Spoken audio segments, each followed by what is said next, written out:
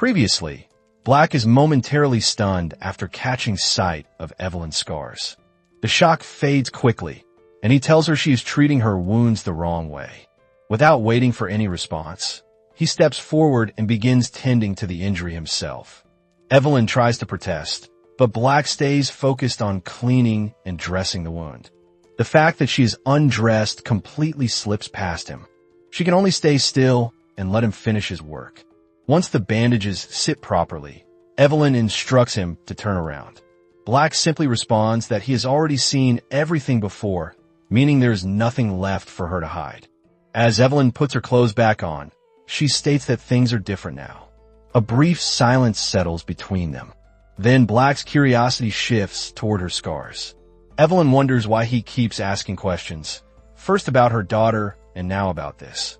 He casually tells her it is enough and asks if she would prefer he just assumes how she got them. Evelyn lets out a quiet sigh before explaining. When she was young, she lived with her cousins in the estate. Those bastards were set on throwing her out. Black remembers them clearly, Leo Winter and Cedric Winter. Evelyn continues, saying she once made a twisted bet with them. If they whipped her and she screamed, she would be kicked out of the house. But if she endured without a cry, she would receive one wish from both of them. Black questions why anyone would agree to such a cruel bet. Evelyn pauses for a moment, reflecting, before revealing that there was something, or rather someone, she wished she could have. At this point, a certain person comes to mind with frightening accuracy.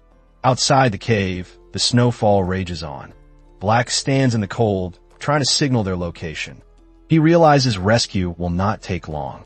With that in mind, he heads back into the cave. He stops short at the sight of his coat, lying on the icy floor where it definitely should not be. A bad premonition hits him. He sweeps the area with sharp eyes, ready for anything, but freezes when Evelyn's weak groans echo through the silence. Seeing her trembling in that state, Black rushes to her side. He grabs warm water and urges her to drink, but she does not respond. Her eyes stay closed, her body cold. Panic flashes through him as he yells, trying to snap her out of it. Her eyelids flutter open, but she mistakes him for her husband. The moment hits him hard. Ignoring everything else, Black leans in and gives her warm water through mouth to mouth. That sudden warmth brings her back. Evelyn finally snaps out of it. Seeing the method works, Black takes a much larger amount of water this time and force feeds it through mouth to mouth again. That second round overloads her senses, sending her mind momentarily offline. After coming to her senses, Evelyn gently pushes Black away, creating some distance. Avoiding his gaze, she insists he stops and says she is fine. A long, heavy silence stretches between them. Eventually, our boy stands up like nothing happened. Black wastes no words. He simply picks up his rifle and walks out as if the moment never existed. The scene shifts to the Winter estate.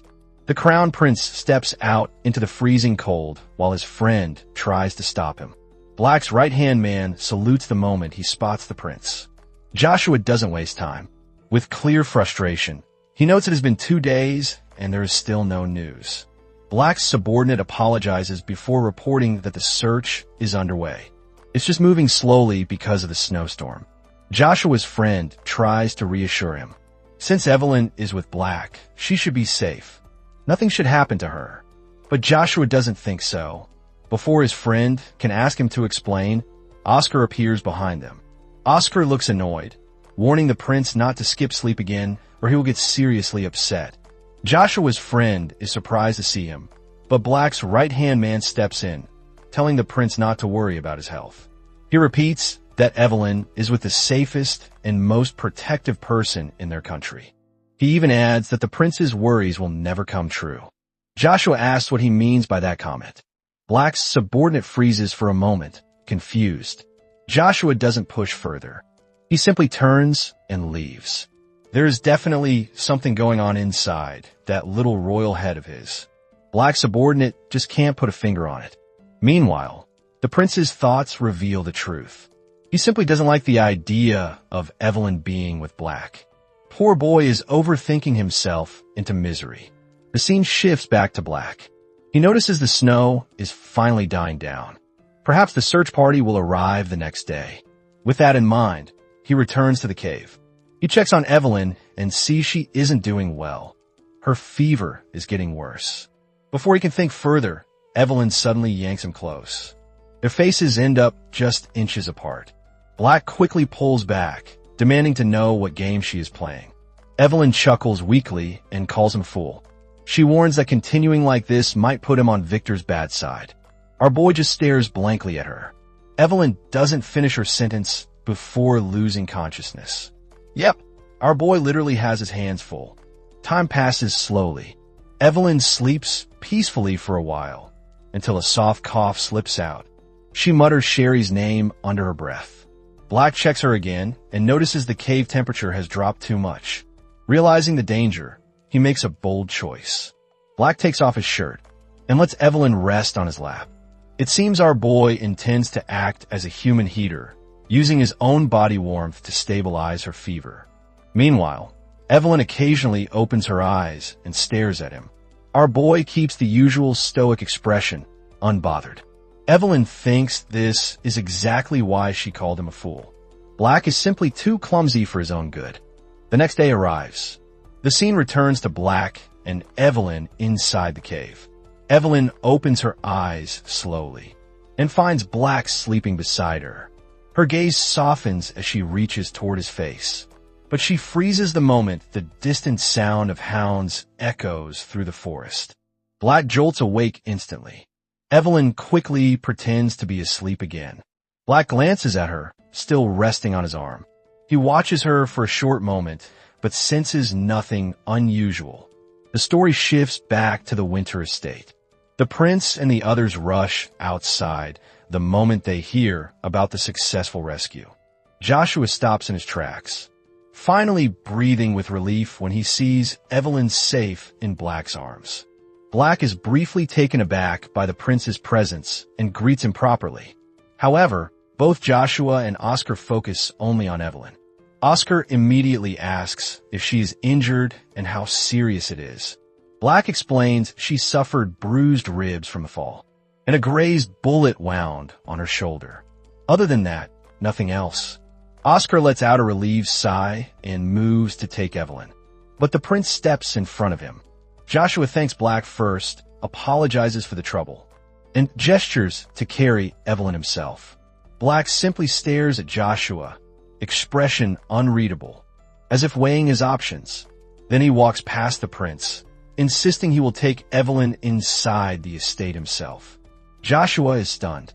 He grabs Black's arm, stopping him. To Joshua, this is pure disrespect. Since when does a soldier ignore his monarch and walk away without permission? Black apologizes, trying to explain, but Evelyn cuts him off, dropping her act and revealing she is awake. Evelyn tries to speak to the prince, but Joshua is more concerned about her health and steps closer. She stops him gently. She explains Black's actions. People are watching. If the prince carries her himself, unnecessary rumors will spread. Evelyn suggests he returns to the palace as soon as possible. Joshua tries to protest, but she stops him again. She reminds him that the banquet is approaching and advises him to watch his every move. She promises to talk another time before fainting mid-sentence. Her stamina is basically that of a $2 battery. Thankfully, Black catches her immediately. He gestures for Oscar to take her inside. At that moment, someone else runs toward them, a small figure in pajamas. Black is shocked and relieved at the same time.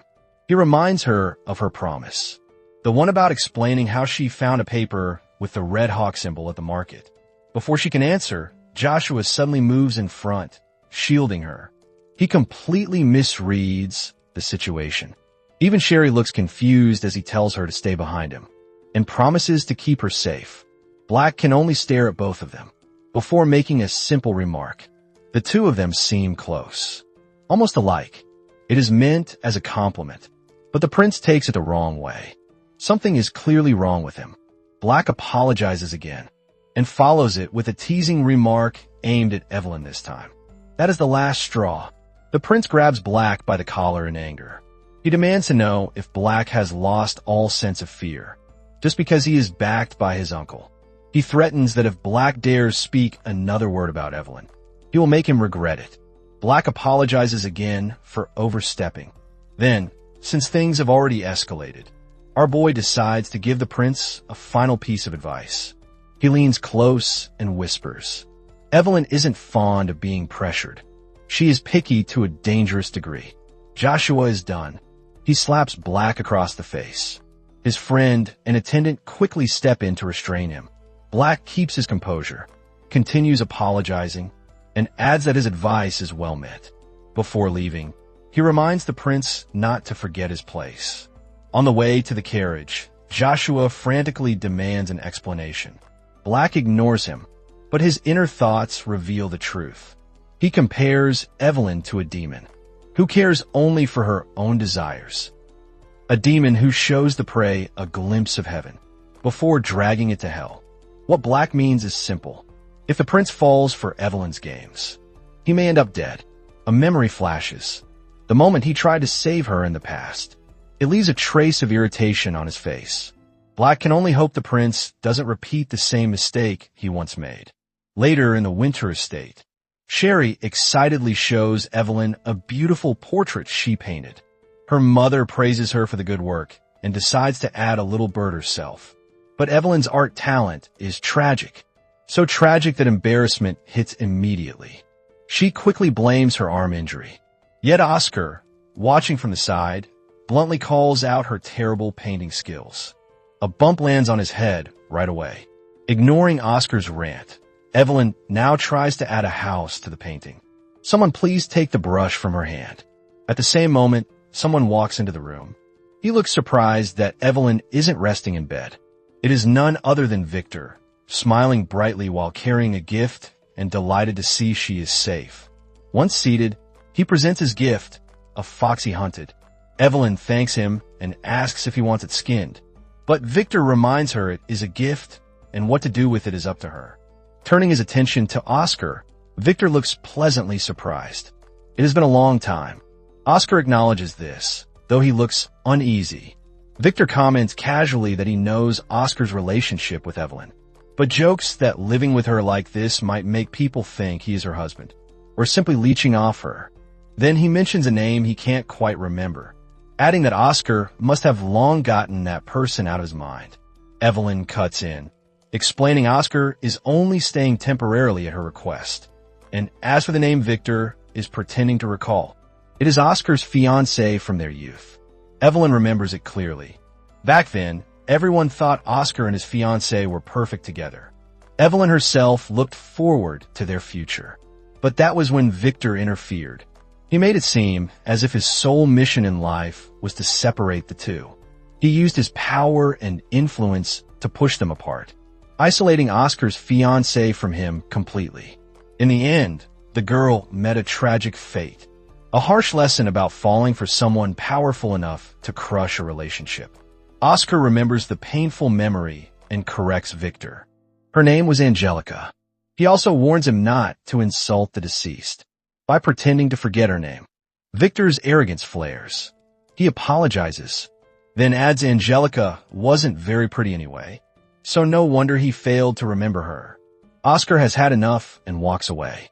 Poor man lost his woman and is being mocked for it. Evelyn has also reached her limit. She asks Victor directly why he came.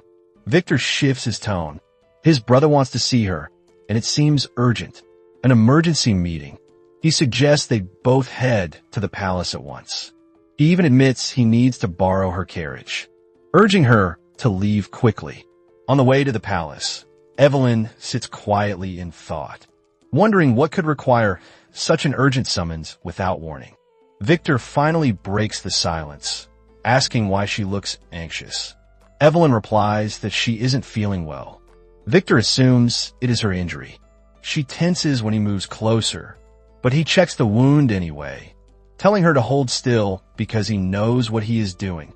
He touches the area gently and comments that the wound is only grazed and will heal quickly. After the inspection, he doesn't return to his seat. Instead, he asks if Evelyn knows how he hunts foxes.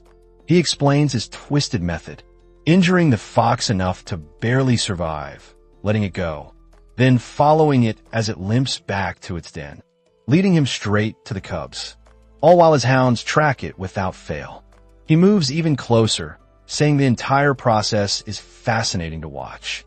Midway through this unsettling conversation, they arrive at the palace. Black is the one who welcomes them, a bit taken aback by what he sees between the two. Victor steps out first and asks Black for a report. Black begins by confirming if the suspect is really Joseph. He reports they suspect Joseph not only in Evelyn's kidnapping, but also in having ties to the rebels. However, the truth will never be known. Joseph took his own life before interrogation. Black apologizes for the incomplete findings. Victor sighs and says it is fine. They will discuss it another time. For now, both Victor and Evelyn must see the king. Black offers his hand like a gentleman, but Evelyn refuses. The scene moves to the palace throne room. Victor greets his brother formally, saying he arrived as soon as he was called. When Victor asks the reason for the summons, the king pauses before speaking. The announcement.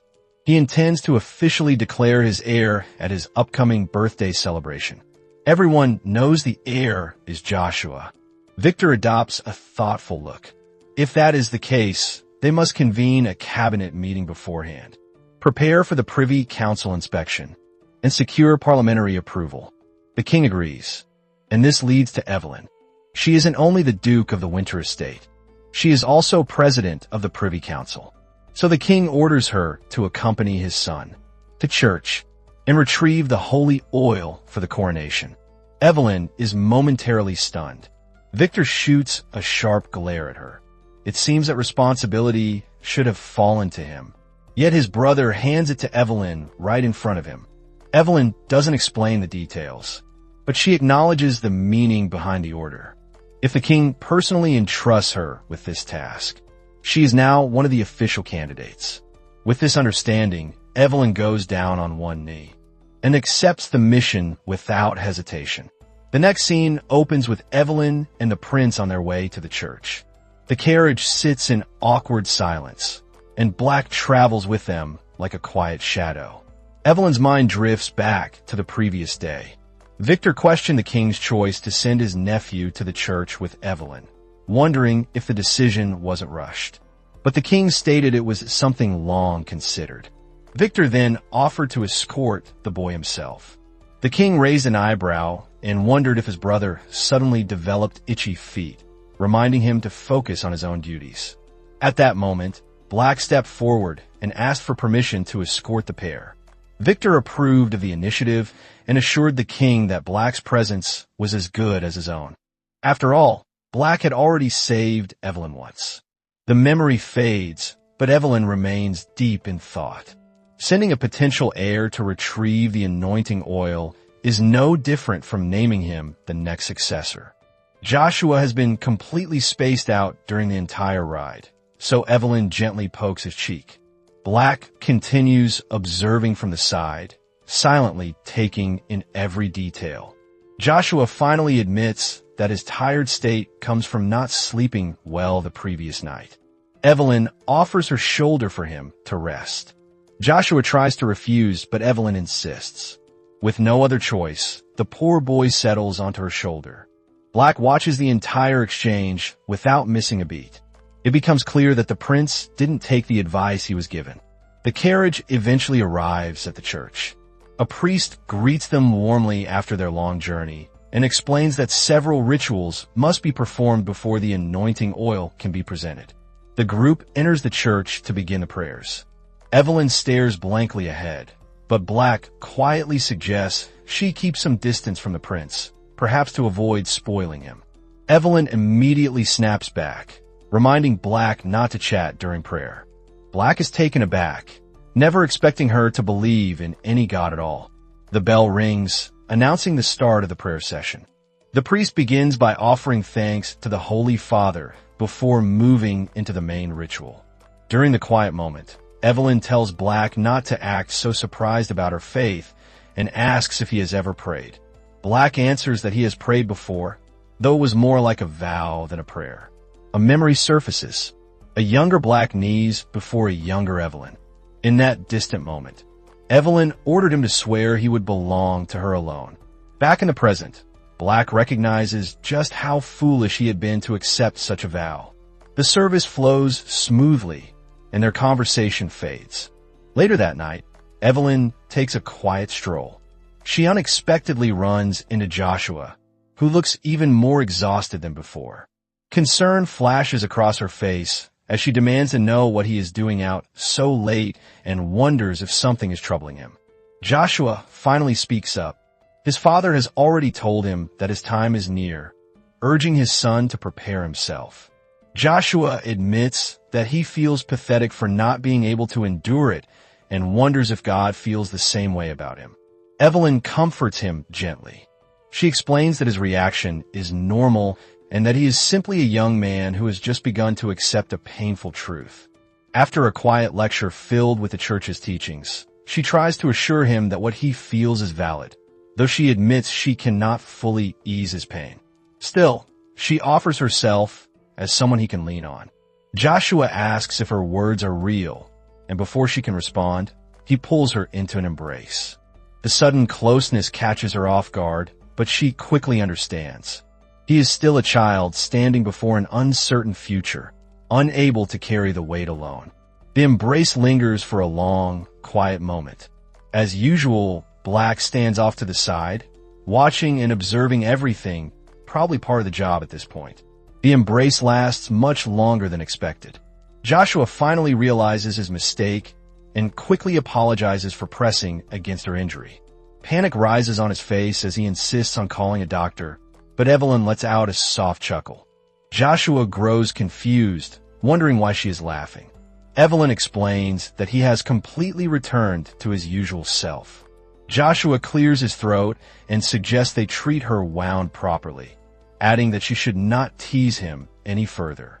Elsewhere, inside a hidden base, a picture of Evelyn is placed on a table.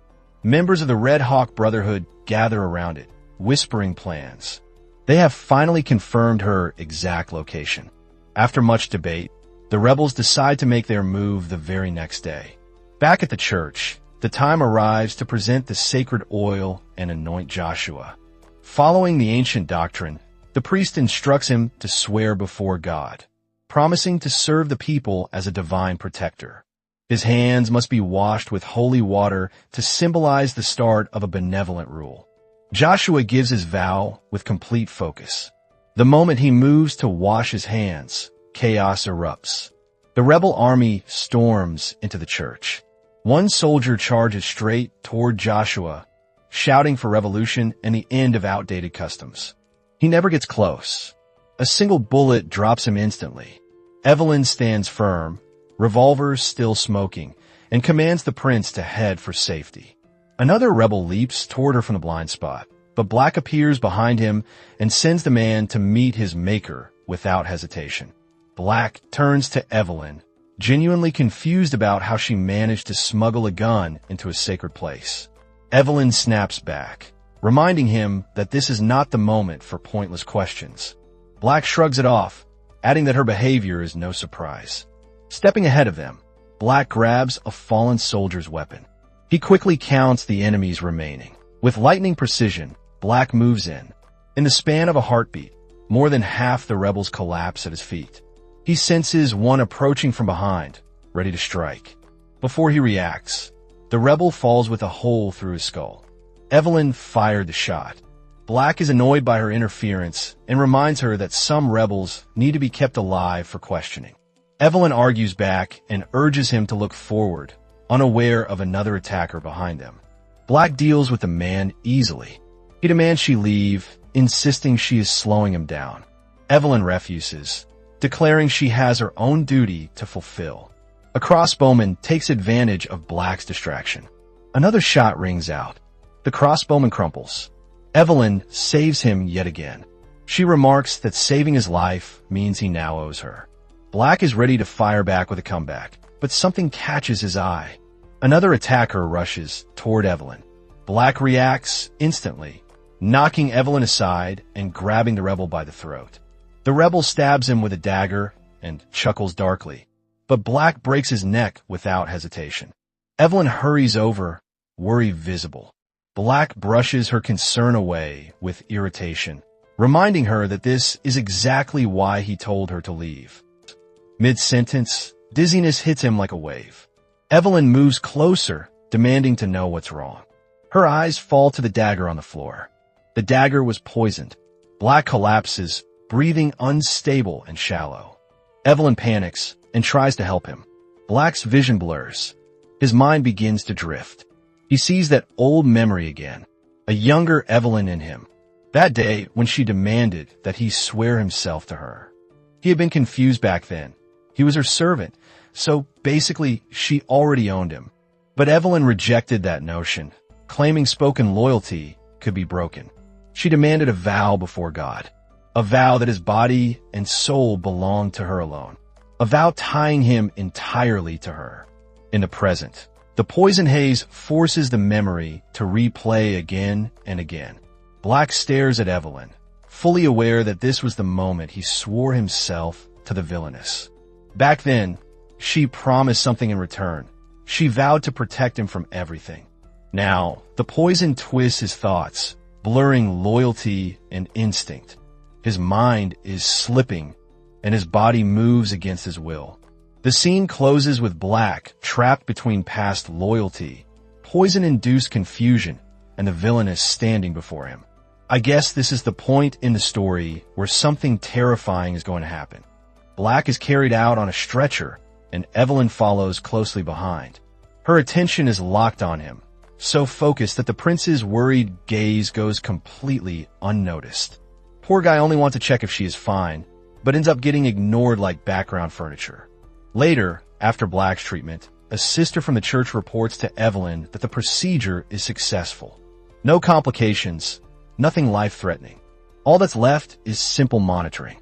Shifting topics, the sister asks about the ritual. Evelyn orders them to proceed immediately. The sister freezes. The morning attack makes it impossible, and the priest's approval is still required before anything begins. She tries to reason carefully, but Evelyn snaps. Her voice sharpens as she demands to know whether the sister is trying to reject the king's orders and delay the ritual. The staff stammers an apology, clarifying that she refers only to the attack, not refusal. Evelyn raises an eyebrow, her voice cold. She questions whether killing a national rebel inside a church counts as a crime. Without waiting for an answer, she demands to know what the sister even did during the entire incident.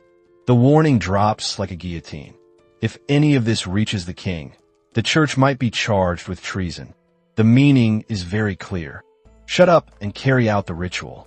As for the rebel who escaped, Evelyn orders the staff to find him immediately. Before leaving, she adds one more threat.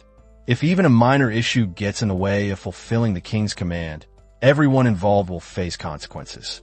No one dares to speak. The sister trembles, unable to retort. On her way out, Evelyn bumps into the doctor. She asks about Black's condition. The doctor explains that the injury isn't major and that he should regain consciousness soon. She asks directly when he will wake up. The doctor estimates at least a day. He starts mentioning something about the antidote used to detox Black, then suddenly stops, decides it's a bad idea to explain further, and tells her to just wait. Evelyn mutters that the doctor is strange, while the doctor silently wonders how someone so pretty can be that terrifying when angry. The scene shifts to Evelyn's lodge. She sits lost in thought. When she finally returns to reality, she politely asks the prince if he said something. The prince replies that it is her turn to read the passage. The situation becomes hopeless because she doesn't even remember where the passage starts. The prince studies her and suddenly asks if her mind is on Black. Her eyes widen for a split second. Joshua notes the concern on her face. She truly worries about Black. Indeed, Victor might question everything once he learns Black ended up hospitalized because of her. The only solution is for Black to wake up quickly. On the surface, it may seem like concern, but her inner thoughts reveal the real problem. The execution of the rebel was clumsy. Too many questions. Too many things that don't make sense. Only Black can clarify what happened. Thinking through all this, Evelyn heads to her room. The moment she enters, she freezes. Not even a full day has passed, yet Black is already awake and has somehow entered her room on his own. Elsewhere, the sister and the brother discuss the situation with the doctor. Curious, the brother asks what the doctor almost told Evelyn earlier. The doctor scratches the back of his head, embarrassed. The medicine used on Black won't be an issue as long as he doesn't wake up within 24 hours. Once it wears off, everything stabilizes. The expression on his face makes it clear they're about to find out what the medicine actually does. Back in Evelyn's room, Black moves on his own. Evelyn's mind races. His breathing is rapid, uneven. A dangerous possibility crosses her mind. What if the medicine's side effect acts like an aphrodisiac? She tries to create distance, but Black doesn't budge. His voice breaks through the tension, cold and sharp, accusing her of toying with the crown prince. Evelyn tries to stop him, insisting he isn't in his right mind, but Black laughs harshly. His voice holds 10 years of bitterness. He hasn't been in his right mind ever since she betrayed him and threw him out a decade ago. This boy holds a grudge longer than most people hold a job. He grabs her by the neck. Despite that, Evelyn stays sharp and asks if he plans to kill her. Black stares deeply, as if considering the idea, and shockingly doesn't deny it. Instead, he suddenly bites the side of her neck. Evelyn finds herself trapped and helpless. Black's voice lowers. Killing her would end everything too quickly. That isn't interesting. He wants her to suffer. He wants to see her in pain. He wonders what kind of expression she would make if he kills the prince. At that exact moment, a knock hits the door, and the person standing on the other side is the prince himself. Evelyn freezes, horrified by the terrible timing. Black only smirks with wicked satisfaction. It seems the heavens are truly on his side. Black reaches for the door, but Evelyn stops him instantly. She calls out to Joshua, asking if he needs anything. She claims to be undressed, making it inappropriate for him to enter. Joshua becomes flustered and apologizes, his tone softening as he expresses concern. He notes that Evelyn seems worried about Black, to the point she appears forlorn ever since he lost consciousness. Black raises an eyebrow after hearing this, clearly interested. Evelyn shakes her head, insisting the morning incident only gave her a headache. A day of rest should fix everything. She tries to end the conversation, urging Joshua to return to his room since he has an early engagement the next day. Joshua gently excuses himself for bothering her.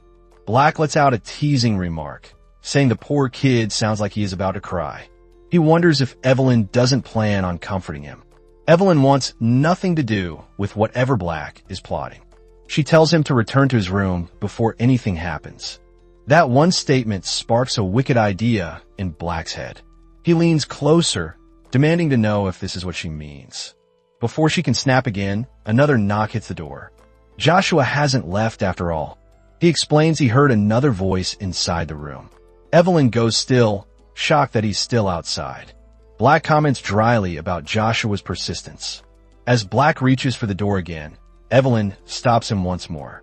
She tells Joshua she is in the middle of a prayer and her mind is in disarray. This part is not entirely a lie. Then she leans in and whispers for Black not to try anything reckless. Naturally, this only gives him another wicked idea. Whatever game he is playing, he's having the time of his life. Meanwhile, the poor prince remains clueless about the war unfolding inside her room. He only wants to help and asks permission to read a prayer passage to comfort her. The entire situation becomes absurd enough to laugh at. As Joshua begins reading, Evelyn is locked in a silent battle, struggling to stop Black's advances without raising suspicion. When the prince stumbles on a line and asks to start again, Evelyn refuses, saying only the intention behind the prayer matters. Black lets out a low, evil chuckle, calling it complete nonsense. His next move during their quiet struggle forces Evelyn to react a bit too loudly, catching Joshua's attention. She quickly claims a chair accidentally fell over. The struggle grows more intense, so she urges Joshua to head to bed. But the clueless boy insists on finishing the last passage. Another wicked thought lights up in Black's eyes. He suggests Evelyn should ask Joshua for help, saying the boy might actually save her from despair. Evelyn shoots back that it's enough. Both of them are far beyond anyone's help. For some reason, this makes Black smile. Joshua continues reading outside, oblivious, while Evelyn and Black remain locked in their private duel. The tension rises. Neither side backs down, both pushing harder. In the middle of the exchange, Evelyn begins to tremble. Black notices immediately and presses his advantage. After what feels like an eternity, the prince finally reaches the end of the passage. Black, however, continues capitalizing on his momentum, relentless. Joshua, sensing no further response from inside the room, finally decides to leave. And so, the clueless prince walks away. While the two inside continue their business without interruption, the scene shifts to the woods. The lone surviving rebel stumbles through the trees, complaining nonstop about the mission and the sudden appearance of Black. The man barely has time to breathe before a member of the Red Hawk Brotherhood steps out of the shadows, asking if he is alone. The survivor answers yes, then immediately explodes, yelling that no one mentioned Black being part of the situation. He keeps demanding triple the payment, unaware of the danger closing in until it is far too late. The moment he notices the silhouettes surrounding him, the truth hits hard. Anyone with half a brain would know he is done for. The commander approaches. Seeing the man's confused expression, the commander reveals he isn't the client. The group the survivor worked with were imposters using the Red Hawk name for illegal jobs. Panic floods the survivor. He tries to explain everything. He only took the job because the pay was good. But his words stop mid-sentence. A blade drives through his back. The commander stands over him, furious that people throw their lives away for money. He demands the client's identity and the reason for impersonating Red Hawk. The man trembles violently, explaining that he doesn't know anything. That intel belonged only to his leader, who died during the mission. Desperate, he drops to his knees and begs. He insists Red Hawk always sides with the citizens, meaning he is basically a comrade. The commander is not impressed. The fact that the survivor knows nothing only proves this was a suicide mission from the start. And worse, he abandoned his comrades to die while he lived. His fate is sealed. The Red Hawk members beat the life out of him without hesitation. Meanwhile, Black and Evelyn remain locked in their intense, exhausting battle. No one is sleeping peacefully tonight. The story jumps forward, back to the moment Black opens his eyes. A brother rushes to him, relieved. Black asks how long he slept. The brother explains he's been out for 3 whole days and urges him to eat something immediately. Black hesitates, unsure if he truly slept that long. The brother insists he never left the room and asks why he wants to know. Flashes of the previous night hit Black's mind, but he dismisses it all as a strange and unpleasant dream. At the dining hall, the priest greets him warmly. During their small talk, Black glances toward Evelyn seated nearby with the prince. Nothing about them seems unusual. They are simply enjoying their meal. Evelyn turns and notices him awake. Her expression shows clear surprise, not only that he woke, but that he regained full strength so quickly. She finds it unbelievable. Black only explains it as the way a soldier's body works. Evelyn exhales sharply in irritation, calling him a monster. Black doesn't understand and asks if something happened last night. He mentions hearing loud noises in his sleep. Evelyn stares at him like he is the biggest scoundrel alive for pretending innocence. She carries herself with dignified annoyance, complaining that he talks in his sleep even while awake. She insists he hasn't fully recovered, yet her legs weaken for a moment. Black's eyes sharpen immediately.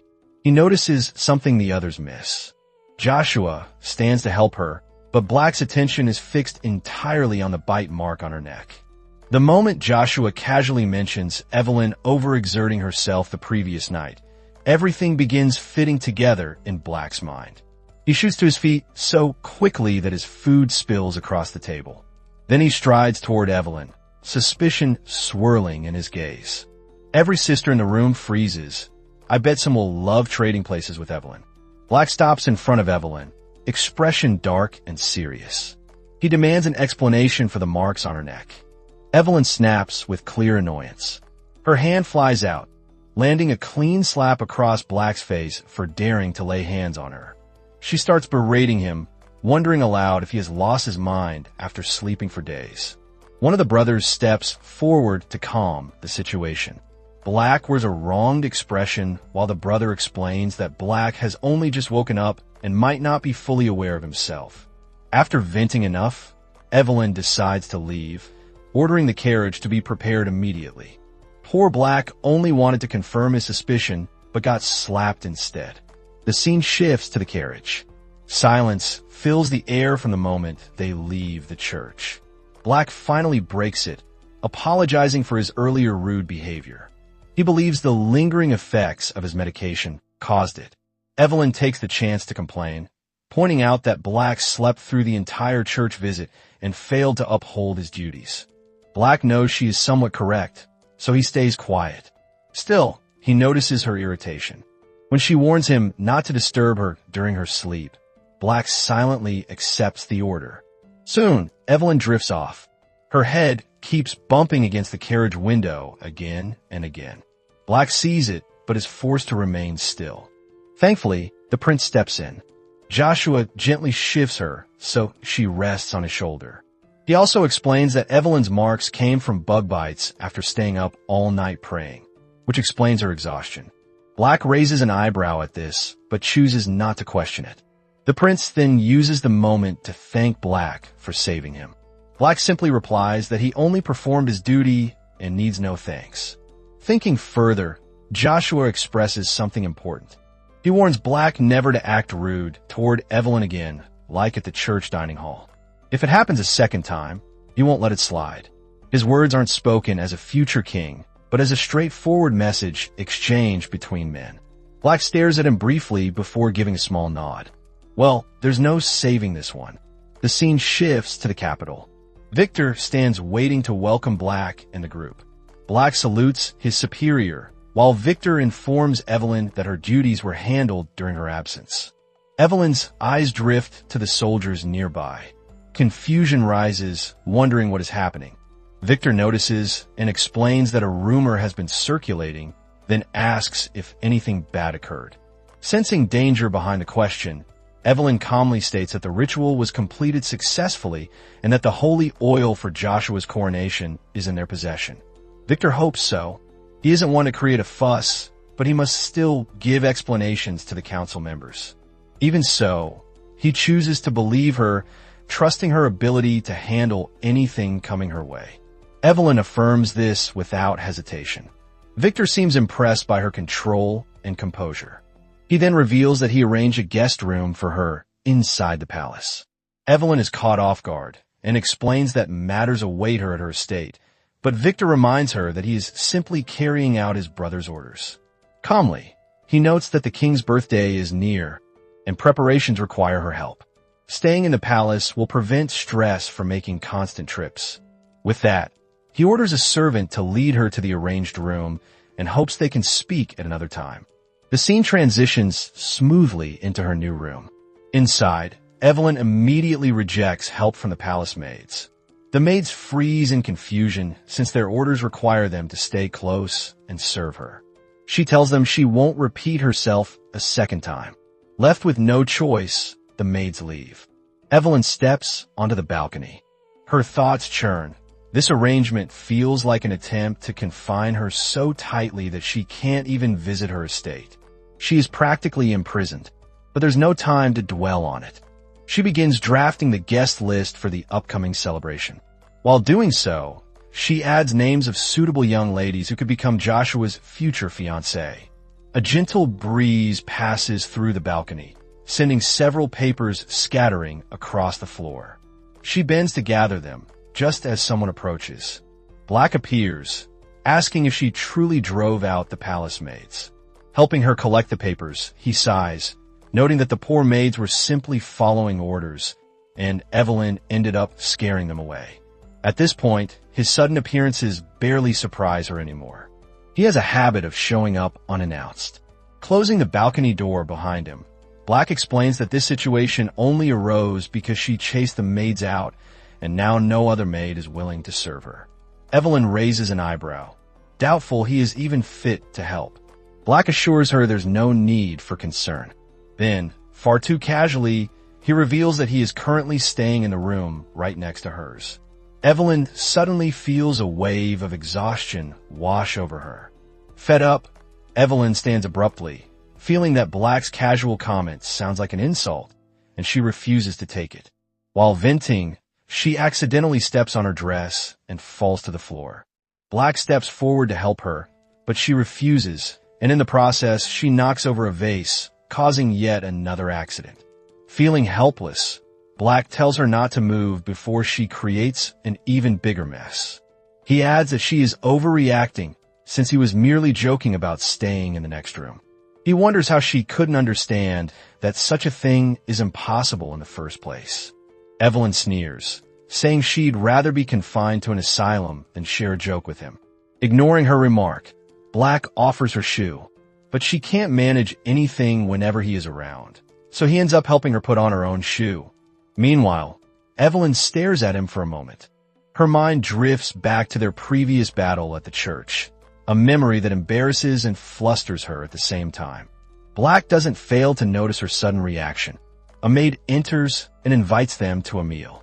Black attempts to offer his hand, but Evelyn refuses, insisting she can walk by herself. The next scene takes place in the dining hall. Sonia is present, and Evelyn notes that this is her first time seeing her. Sonia uses the opportunity to properly introduce herself and informs them that her uncle Victor won't be joining them because of meetings. Hearing this, Evelyn finds it convenient that Victor won't be coming and sees it as a chance to finally have a proper conversation. Sonia, however, seems confused by Evelyn's words. Evelyn simply calls Sonia a nice lady, remembering how gently she once spoke with Black. Thinking of that moment, Evelyn compliments Sonia's appearance, saying she's as pure as white snow. They all thank Sonia for arranging the meal. While switching topics, Sonia suddenly asks how things went at the Abbey. Evelyn responds with a teasing tone, noting that Sonia sounds like she expected something to happen. Sonia becomes annoyed, but Evelyn laughs, saying it was only a joke and appreciating her concern. She adds that nothing really happened and shifts the conversation toward Black. Black confirms, stating he only heard the ritual went successfully. This makes Sonia pause. Why heard? Black then reveals he was unconscious the entire time at the Abbey. Naturally, Sonia is shocked and demands to know what happened, but Evelyn reprimands her, saying her reaction is unladylike and that it's improper to make a fuss over trivial matters. Shouting, Sonia demands to know what Evelyn means, since Black's response indicated that he was injured. Evelyn calmly answers that when observing royal customs, everything else is trivial. Disliking her response, Sonia threatens to report the matter to her uncle, reminding them that Black is her uncle's closest aide. She even questions whether Evelyn can prove she wasn't involved in Black's unconscious state. Hearing this, Evelyn gently sets down her teacup. With a sincere expression, she questions the need to prove herself at all, calling such demands desperate and beneath her dignity. The more Sonia listens, the angrier she becomes. She warns Evelyn that such old-fashioned remarks could get her killed.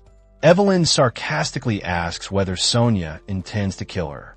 Without waiting for an answer, she continues, asking if Sonia can even do something simple, like mend a dress. Pointing to the tea, Evelyn remarks that it was harvested by the hard labor of workers. The implication is clear. She is calling Sonia nothing short of a pampered brat. So much for the decent conversation Evelyn had hoped for. Surprisingly, Black sides with Evelyn, saying it's enough and promising to report the entire incident to His Highness himself. Evelyn wears a wickedly smug expression, realizing even Sonia's fiancé doesn't support her. Sonia also understands the shift in the situation.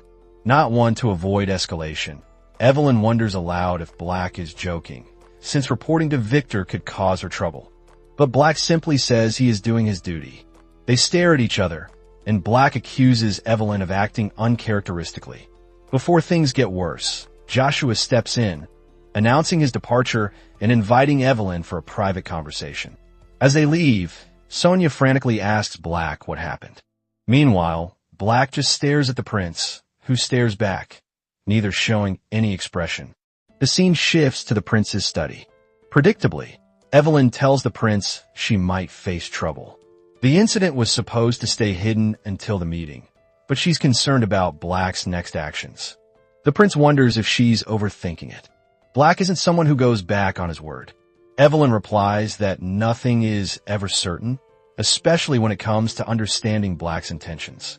This makes Joshua pause.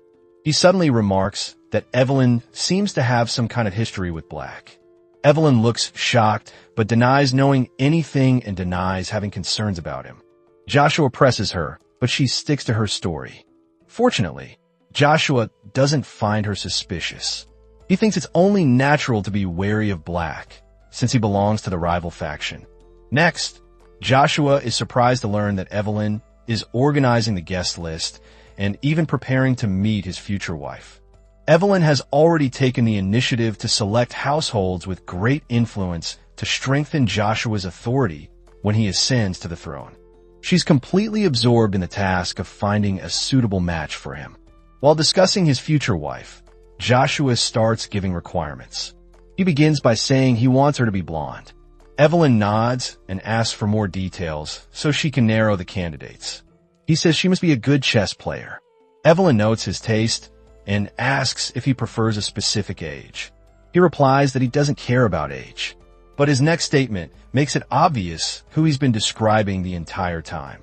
Look at this guy. He suddenly grows balls. At least the prince knows what he wants. A mature lady doesn't sound bad at all, and he's moving to get her. On a side note, it seems most boys really do fall for the one closest to them. The storyline drifts back to when the prince is younger. It is the day Evelyn marries Lowen, and the hall erupts with applause. Despite the joyful atmosphere, the young prince's eyes carry a hint of sadness. The poor kid has loved her since childhood. Just like someone skipping 12 episodes of a K-drama and jumping straight into the kissing scene, the prince leans in. Evelyn immediately stops his advance, momentarily stunned. Thankfully, she regains her composure. A little embarrassed, she insists Joshua shouldn't joke around at a time like this. But Joshua simply grabs her and gives her a silent, serious stare. Just when a mood seems to shift in a dangerous direction, his lips curl into a smile before he bursts into laughter. He never imagined Evelyn could make such an expression. It's safe to say he decides to tease her a bit. He comments that her reaction is surprising and that she seems too rigid from overworking. Then, he decides to take his leave, reminding her that while work is important, she must take good care of herself. However, the poor guy is clearly annoyed by Evelyn's rejection. The scene returns to the present. Evelyn sits distracted, thinking about that incident. Realizing this, she apologizes to Victor. It becomes clear she hasn't been attentive since the meeting began. Victor makes a small joke about it before revealing that he has someone to introduce. The moment he calls the person inside, a nobleman with gray-white hair steps forward and greets Evelyn and the others with courtesy. He is Count Ashford. Evelyn is momentarily stunned to see him. She quickly recalls who Count Ashford is, the second son of the Ashford household and formerly the Cardinal of Bronzeville. He once gained massive support from commoners by helping homeless people. Then, out of nowhere, he was excommunicated after being accused of embezzlement. Naturally, the public became outraged at the church for such a decision. Ashford capitalizes on the chaos. Not only does he return to the household, he seizes the position of family head from his older brother. As proof of his capability, he grows the family business and becomes the wealthiest man in the southern region. But Evelyn suspects the whole situation is too convenient. Public support, sudden framing, and immediate expulsion. Everything feels like part of a grand scheme. The Count may look resourceful at first glance, but beneath the surface, the bastard is a green snake. As if sensing her thoughts, Joshua questions Count Ashford's reputation and asks why his uncle brought such a person before the coronation. Victor assures his nephew not to misunderstand and explains that he brought Ashford to help with the workload. Count Ashford nods politely, saying he simply came according to His Highness's command and is fulfilling his duty as a loyal subject. When he turns to Black for his opinion, Black calmly agrees, adding that no one is more capable than the Count. Evelyn prepares to retort, but Joshua stops her, suggesting he will handle it. Evelyn is briefly taken aback. Joshua questions his uncle's sudden decision and asks if he ever obtained the king's approval. Victor smiles patiently, insisting Joshua is missing the bigger picture and that this decision may lead to a good outcome. Joshua counters sharply, asking whether this move doesn't undermine his father's authority and the church's accountability, especially given Ashford's reputation. Victor brushes the concern aside, claiming he is only trying to help by discarding outdated customs for a better future. He sounds like doing this behind the king's back is a righteous act. Joshua immediately warns that such words sound like those of rebels seeking revolution. Victor never expected such a bold remark. He notes how much his nephew has grown since their last conversation. At this moment, Evelyn yanks her hand from Joshua and states she will submit the issue to the General Council's agenda. For context, the General Council is a summit that includes representatives from the nobility, clergy, and commoners to discuss state affairs. Evelyn not only decides to summon the council, she also chooses to involve the archbishop and abbot. She suggests continuing the discussion at the meeting. Count Ashford raises an eyebrow, wondering if everything was merely a test to evaluate him. Evelyn cuts him off, stating this concerns the legitimacy and gravity of royal governance. During the meeting, she announces that she intends to donate all her assets to the church and commit herself to the abbey for the rest of her life once the coronation ends. This declaration shocks everyone. After the meeting, Joshua confronts her, demanding an explanation. Evelyn only says that under the current circumstances, their only choice is to rely on the church, since most nobles and citizens in the province support Victor. Joshua asks if she is sacrificing herself. Evelyn replies firmly that she is simply doing her duty as a loyal subject. The more he listens, the colder she sounds. Joshua grabs her arm and asks if this is related to the previous incident. Before he can continue, Evelyn brings up his reckless hostility toward Victor. Her next comment infuriates him. She tells him to treat the situation like a game of chess and that she is merely a piece on the board. Joshua hates how cold she has become. He refuses to accept the idea of treating people like pawns. Meanwhile, Evelyn stares at him as if he doesn't understand anything. When Joshua softly asks if he means nothing to her, Evelyn excuses herself, calling him childish. Meanwhile, Black stands nearby. He apologizes first, saying eavesdropping wasn't his intention. Evelyn ignores the apology and asks if he brought the count. Black isn't in a position to answer properly. Realizing the area is too open for discussion, Evelyn invites him to come to her room at midnight. Black is about to refuse, but Evelyn gives him a look that basically says this isn't a request. Come to my room, you big fool. Of course, Black understands and grows a bit suspicious. The story shifts back to the prince. He reflects on Evelyn's words and decides he needs to apologize. With that in mind, he prepares himself and heads for her room. He notes the late hour and hopes Evelyn doesn't misunderstand his intentions. He even murmurs a small prayer for reassurance. When he finally arrives at Evelyn's room, he is surprised to find the door open. What he sees next causes his pupils to dilate. The poor guy sees Black and Evelyn in a position that could easily be misunderstood from his point of view. The moment shifts back to reveal what really happened. Black enters Evelyn's room and asks why she wanted a private talk. Evelyn shows him a recently published newspaper from Bronzeville. It exposes the villainous deeds committed by Count Ashford, even though he built a perfect image as a refugee relief activist. She also suspects he silenced the newspaper publisher. Black then asks why she's telling him all this. Evelyn goes straight to the point and tells him to make the Count disappear. He asks why he must do that. She claims it is for his reputation. Dealing with nobles like the Count is his job after all. Snarky as usual, Black calls it nonsense and states she clearly doesn't care about him. Seeing this, Evelyn tries one more attempt to persuade him. Black gently pulls his hand away and questions if she plans to use a cheap trick. Then he suddenly leans close. Black suggests Evelyn should visit the Count instead because he is certain that the idiot will accept anything Evelyn offers with open arms. Evelyn actually likes the idea. Grabbing his tie and pulling him closer, she adds that using such an easy method wouldn't be fun. She asks if Black doesn't agree. Irritated, Black slaps her hand away. Still annoyed, he says he will pretend this conversation never happened and adds she just wasted his time. Evelyn counters immediately and asks if he plans to turn his back on her, realizing he is not the type to negotiate. Black simply replies she is the one who ruined the negotiation in the first place, then leaves. The outcome is exactly what Evelyn expected. It is time for her to prepare Plan B. Days later, Count Ashford appears visibly astonished when seeing Sonia for the first time. He compliments her appearance. Sonia thinks he is exaggerating, but politely thanks him. The entire setup turns out to be Evelyn's plan.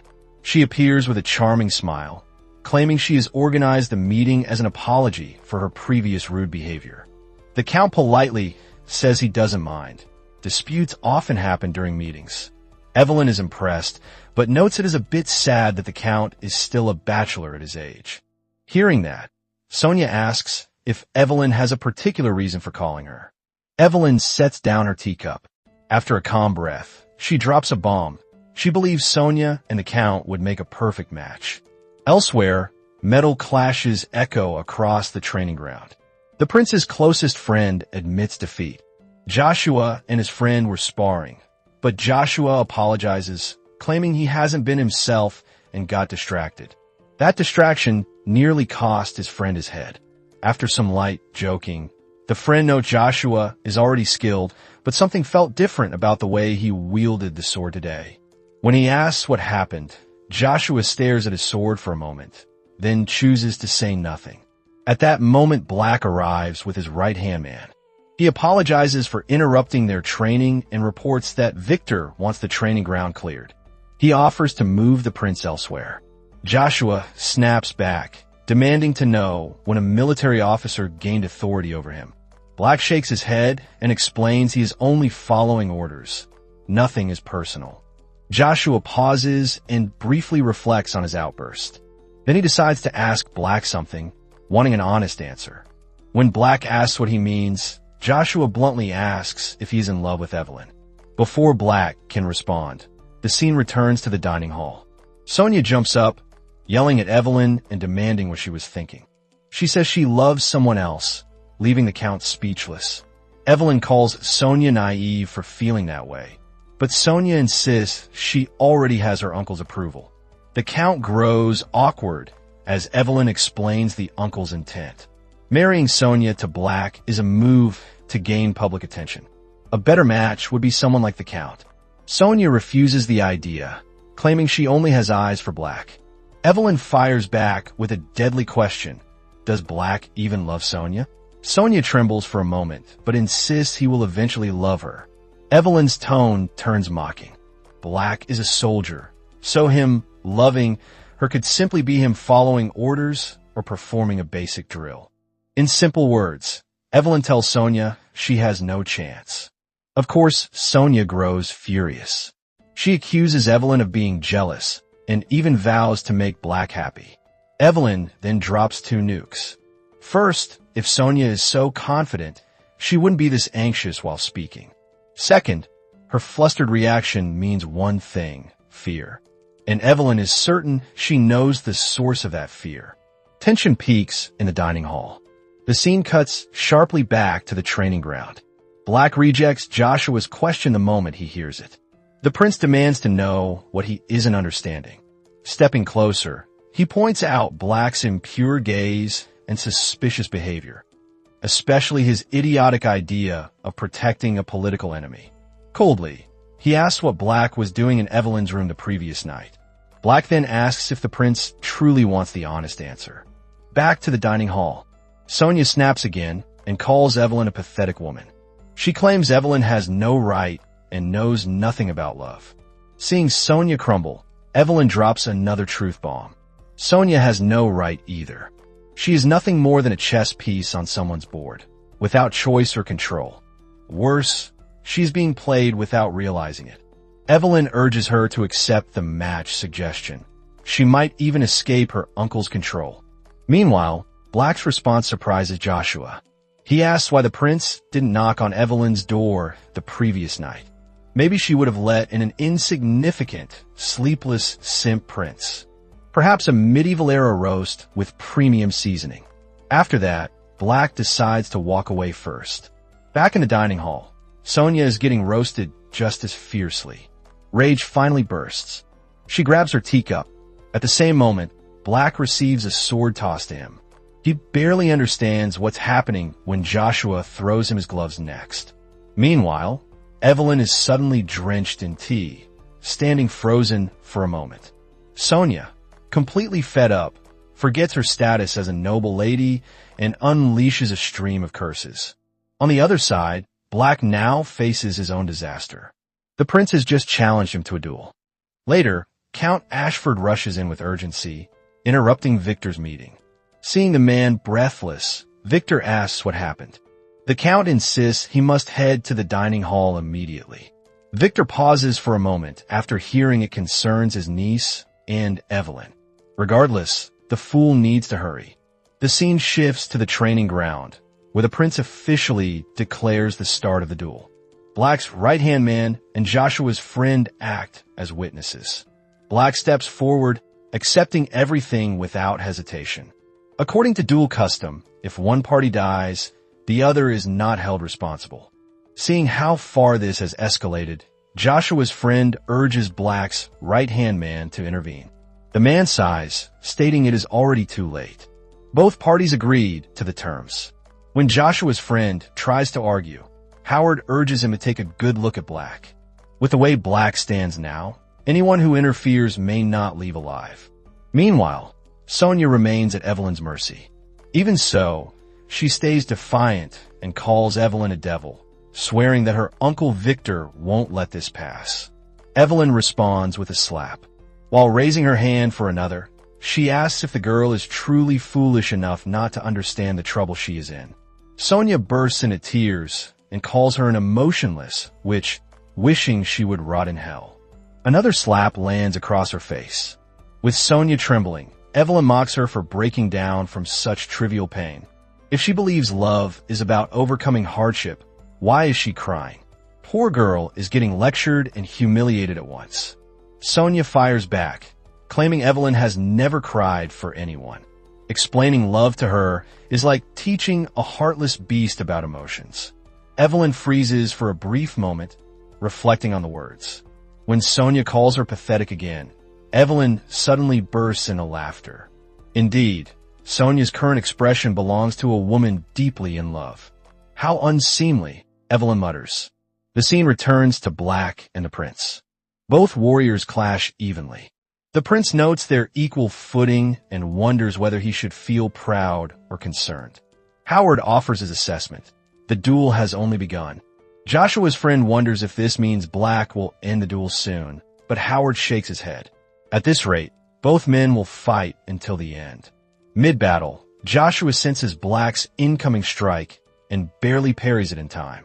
Black unexpectedly compliments the prince, then adds a remark about Joshua's unbalanced style. Too aggressive in offense, too slow in defense. Furious, Joshua charges ahead, telling him to keep quiet. Meanwhile, Victor finally arrives at the dining hall. He freezes at the sight of Evelyn standing over his niece. Sonia, seeing her lifeline, begs for help. Victor approaches them, demanding an explanation. Evelyn asks if he did not learn anything from Count Ashford. Speechless, Victor assumes it was a small argument. Even when the Count told him to hurry, the man simply muttered women. Indeed, some habits truly transcend ages. But Evelyn's expression turns sharp. She reminds him she is the Duchess, officially acknowledged by the king. A mere count's daughter disrespecting her is a direct violation of royal law. Victor immediately realizes the situation has escalated past his expectations. Evelyn then insists he apologize, noting this matter is partly his fault. The demand leaves him stunned. Back at the duel, Black spots an opening. Without hesitation, he plants a clean punch across the prince's face. Staggering, Joshua calls it a cheap trick. Black calls him naive. If the prince intends to kill, he should use anything available. This is not an academy with rules. Meanwhile, Victor attempts to reason with Evelyn, insisting she shouldn't escalate something so insignificant. Evelyn stares at him coldly, noting he sounds like a traitor willing to disregard royal customs and laws. Victor clenches his fist in irritation. His veins pulse as he mutters that Evelyn is going too far. He raises his hand, but instead plucks a flower. Recomposing himself, Victor admits Evelyn is right. His niece acted indecently, and he is responsible for her behavior. He apologizes, then turns to Sonia and orders her to apologize properly to Duchess Winter. Sonia stands stunned for a moment until her uncle's stern stare sends chills down her spine. The scene cuts back to the duel. The prince questions Black's honor. Black scoffs at the idea. What use is honor when someone's life is on the line? In response, Joshua makes a bold move. With a precise strike, he disarms Black in a single motion. Black freezes for a moment. The prince steps in for the finishing move, believing victory is his. Black only gives him a condescending smirk, as if a man who spent 10 years on the battlefield would lose to someone like the prince. Meanwhile, Sonia finally apologizes to Evelyn for her earlier behavior. Evelyn tells her to raise her head and adds an insult with ease. Ignorance like hers simply comes from lack of proper education. Hopefully she remembers today's lesson. With that, Evelyn decides to leave and mentions she hopes to meet Victor during the council meeting. After Evelyn exits, Sonia starts to apologize to her uncle, but he stops her mid-sentence. He tells her not to worry. The humiliation suffered today will be repaid tenfold. Later, Evelyn grumbles that the tea scent has soaked into her dress. Before she can complain further, the prince's friend, Max, bursts in urgently. The breathless boy reports the current disaster, a duel between Black and the prince. Evelyn freezes for a moment, stunned. Max urges her to hurry, insisting only she can stop them. The scene shifts to Black's disarmed state. The prince is moments away from delivering the final blow when Evelyn arrives, calling for both to stop. She reaches them just in time. Striding toward the prince, Evelyn demands an explanation. Joshua begins to clarify that the duel was mutually agreed upon. Before he finishes, Evelyn's hand strikes him sharply. Black looks away in silence. Frustration builds as Evelyn asks if the prince has a death wish. If he wants to rant about honor, she wonders if even a single line about his supposed honor will appear on his tombstone. Annoyed, Joshua shouts that Black insulted her. Was he supposed to let slide? Evelyn's expression hardens, and her answer is firm. She then questions whether he truly believes he can defeat the colonel, a decorated war hero. Joshua tries to defend himself, claiming they were on equal footing and everything would have been settled if she hadn't intervened. Evelyn cuts him off instantly.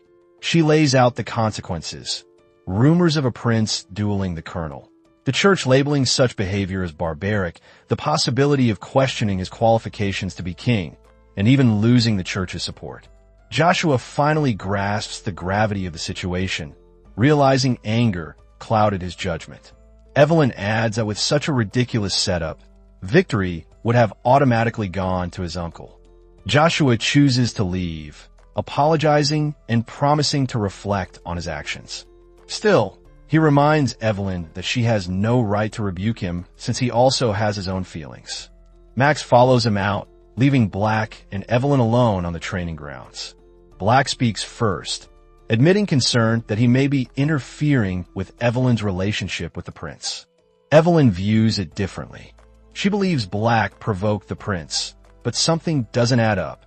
He could easily have let Joshua win by blaming his slow recovery. Doing so would have destroyed Joshua's right to the throne. Or perhaps, she wonders, Black intended to die and sacrifice himself in service to Victor. Black gives no proper explanation. Dissatisfied, Evelyn steps forward to slap him, but stops halfway. She decides to leave before making the same emotional mistake as Joshua. Black informs her she is mistaken. He reveals he was the one provoked first. Evelyn cannot deny this. Victor is the only true troublemaker among them, and Black usually reacts rather than instigates. Black adds that Joshua questioned whether he truly loves her. He considers it the most insulting thing he has ever heard. Evelyn pauses, then tells him to head to the dining hall. Someone is anxiously waiting for him. The scene shifts to the palace interior. When Black finally arrives, Sonia runs to him, asking where he has been and explaining she's searched everywhere. He comforts her gently while asking what happened. Sonia explains the situation, including her rejection of Evelyn's proposal. After hearing everything, Black immediately asks for Count Ashford's whereabouts. Sonia replies that the Count is likely in his office. Black leaves at once, promising to return soon, placing Sonia under Howard's care. She is shocked he left so quickly, but Howard reassures her that Black has a mountain of work and will be back. Comforted, she prepares to dine with him and asks if Howard knows his superior's favorite dishes. Howard begins an endless internal monologue, complaining silently. Meanwhile, Black searches for Ashford, replaying Evelyn's earlier words. He feels uneasy about everything involving the Count. The day of the General Council meeting finally arrives. The ranks of Altaric appear in order, the commoners, followed by the church, and then the nobility. All representatives are present. Victor steps forward to welcome the assembly and open the meeting. Before anything else, he relays the king's decree. Evelyn is officially granted the title of Duchess and appointed president of the Privy Council. Whispers ripple through the chamber. A ducal title given to a woman is unusual, but not forbidden by royal law. Given Evelyn's reputation, some speculate this is her attempt to seize greater control in support of the crown prince. Evelyn speaks next, thanking the king for the honor. She then reveals that the ducal title lasts only during the king's reign. Once Joshua ascends the throne, she will surrender the title and all winter assets to society and the church, committing the rest of her life to service. The bold declaration shocks the audience. Evelyn's thoughts reveal her true plan. By doing this, the church and nobility have no choice but to support the crown prince. Once he becomes king, every supporter will gain wealth and power, and Joshua is the legitimate heir. Seeing the crowd respond with excitement, Victor nods. He is impressed not only by Evelyn's brilliance, but deeply moved by her unwavering loyalty. He addresses the council again. Suddenly, he delivers a shocking announcement. He renounces his right to the throne. Evelyn is visibly stunned. Joshua is equally shocked as murmurs spread across the chamber. Victor notices Evelyn's expression. He leans close, wondering if she should at least pretend to look happy. Evelyn begins wondering why Victor would suddenly renounce his right to the throne. Joshua immediately seizes the moment, demanding an explanation for his uncle's abrupt declaration. Victor responds calmly. He explains that his decision has been considered for a long time, not made on impulse. The country is in a difficult era, so it is only natural for the legitimate heir to inherit the throne. Evelyn then asks whether he has other reasons. Victor admits that he does and reveals a bold suggestion: the establishment of a civil council. The entire room is stunned. It is explained that the civil council would consist of ordinary citizens, with the authority to supervise government activities and provide guidance. Essentially, it is Victor's plan to weaken the monarch's control. Evelyn points out the difficulty of implementing such a system in their current unstable situation. Victor dismisses her concern as a joke and asks if she means only nobles are qualified. He claims that demanding qualifications is an act of arrogance. Evelyn remains silent, recognizing his move. He is speaking like this because representatives of the commoners are present. Victor presses onward, announcing that neighboring countries have adopted the republic system and are thriving. Evelyn notes that such reckless pursuit always demands sacrifice. Victor interprets her words mockingly, asking if she means she will die resisting change. He raises the energy of the room, stirring the commoner representatives. Until now, Altaric has relied on monarchy, but the time has come to create a new social order, one capable of keeping pace with the evolving world. Only then can equality and peace be achieved. He proudly declares that a new era has arrived. The crowd is moved, chanting Victor's name in unity. Evelyn then questions whether Victor intends to strip authority from the royal family. Victor considers the idea ridiculous. He argues that listening to the public will strengthen the royal family, not weaken it. His goal is to become the bridge between the common people and the crown. This, he claims, will transform Altaric into a powerful nation. Evelyn falls into deep thought. She understands Victor's real aim, becoming a young, admirable leader who willingly gave up the throne to champion the people. Then Victor's true thoughts surface. His interest lies nowhere near the welfare of commoners. With the new system, his nephew becomes a powerless figurehead. As for Evelyn, she becomes insignificant. Evelyn sharpens her thoughts. A realization forms. Victor intends not just to lead the civil council, but also to use his position as supreme commander to control Altaric entirely. His true goal is the creation of a military state. Evelyn raises the issue of his existing responsibility over the military. If this continues, the military may abuse its power. Victor counters that the military is merely a tool of the nation. Black steps in, agreeing with the concept. He states that the military serves to protect the country and its people, not as a means to seize power. His stance is neutral. Evelyn suddenly bursts into laughter. After regaining composure, she announces her support for creating the civil council. Victor senses immediate danger. Whatever she intends to say next will not benefit him. Sure enough, Evelyn proposes putting a capable individual in charge of the entire military, someone who reflects the ideals of the common people. Count Ashford asks who she means. Evelyn states that the perfect candidate is already in the room. The nation's war hero, a colonel who rose from a commoner background. Since he has already served as Victor's direct aide, there is no need to question his qualifications. She proposes Black's promotion to general and grants him full authority over the military. Internally, Evelyn notes that if Victor rejects her suggestion, his carefully crafted heroic image collapses instantly. A mischievous smirk forms as she claims her only intention is to lighten Victor's workload.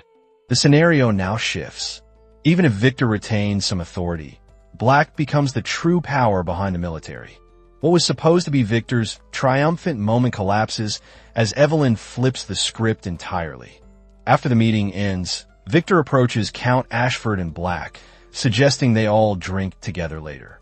Both men are surprised by the sudden invitation. Victor leaves first. Rain starts to fall as he walks away. He sighs quietly, admitting that his hand is now forced. Someone must be killed.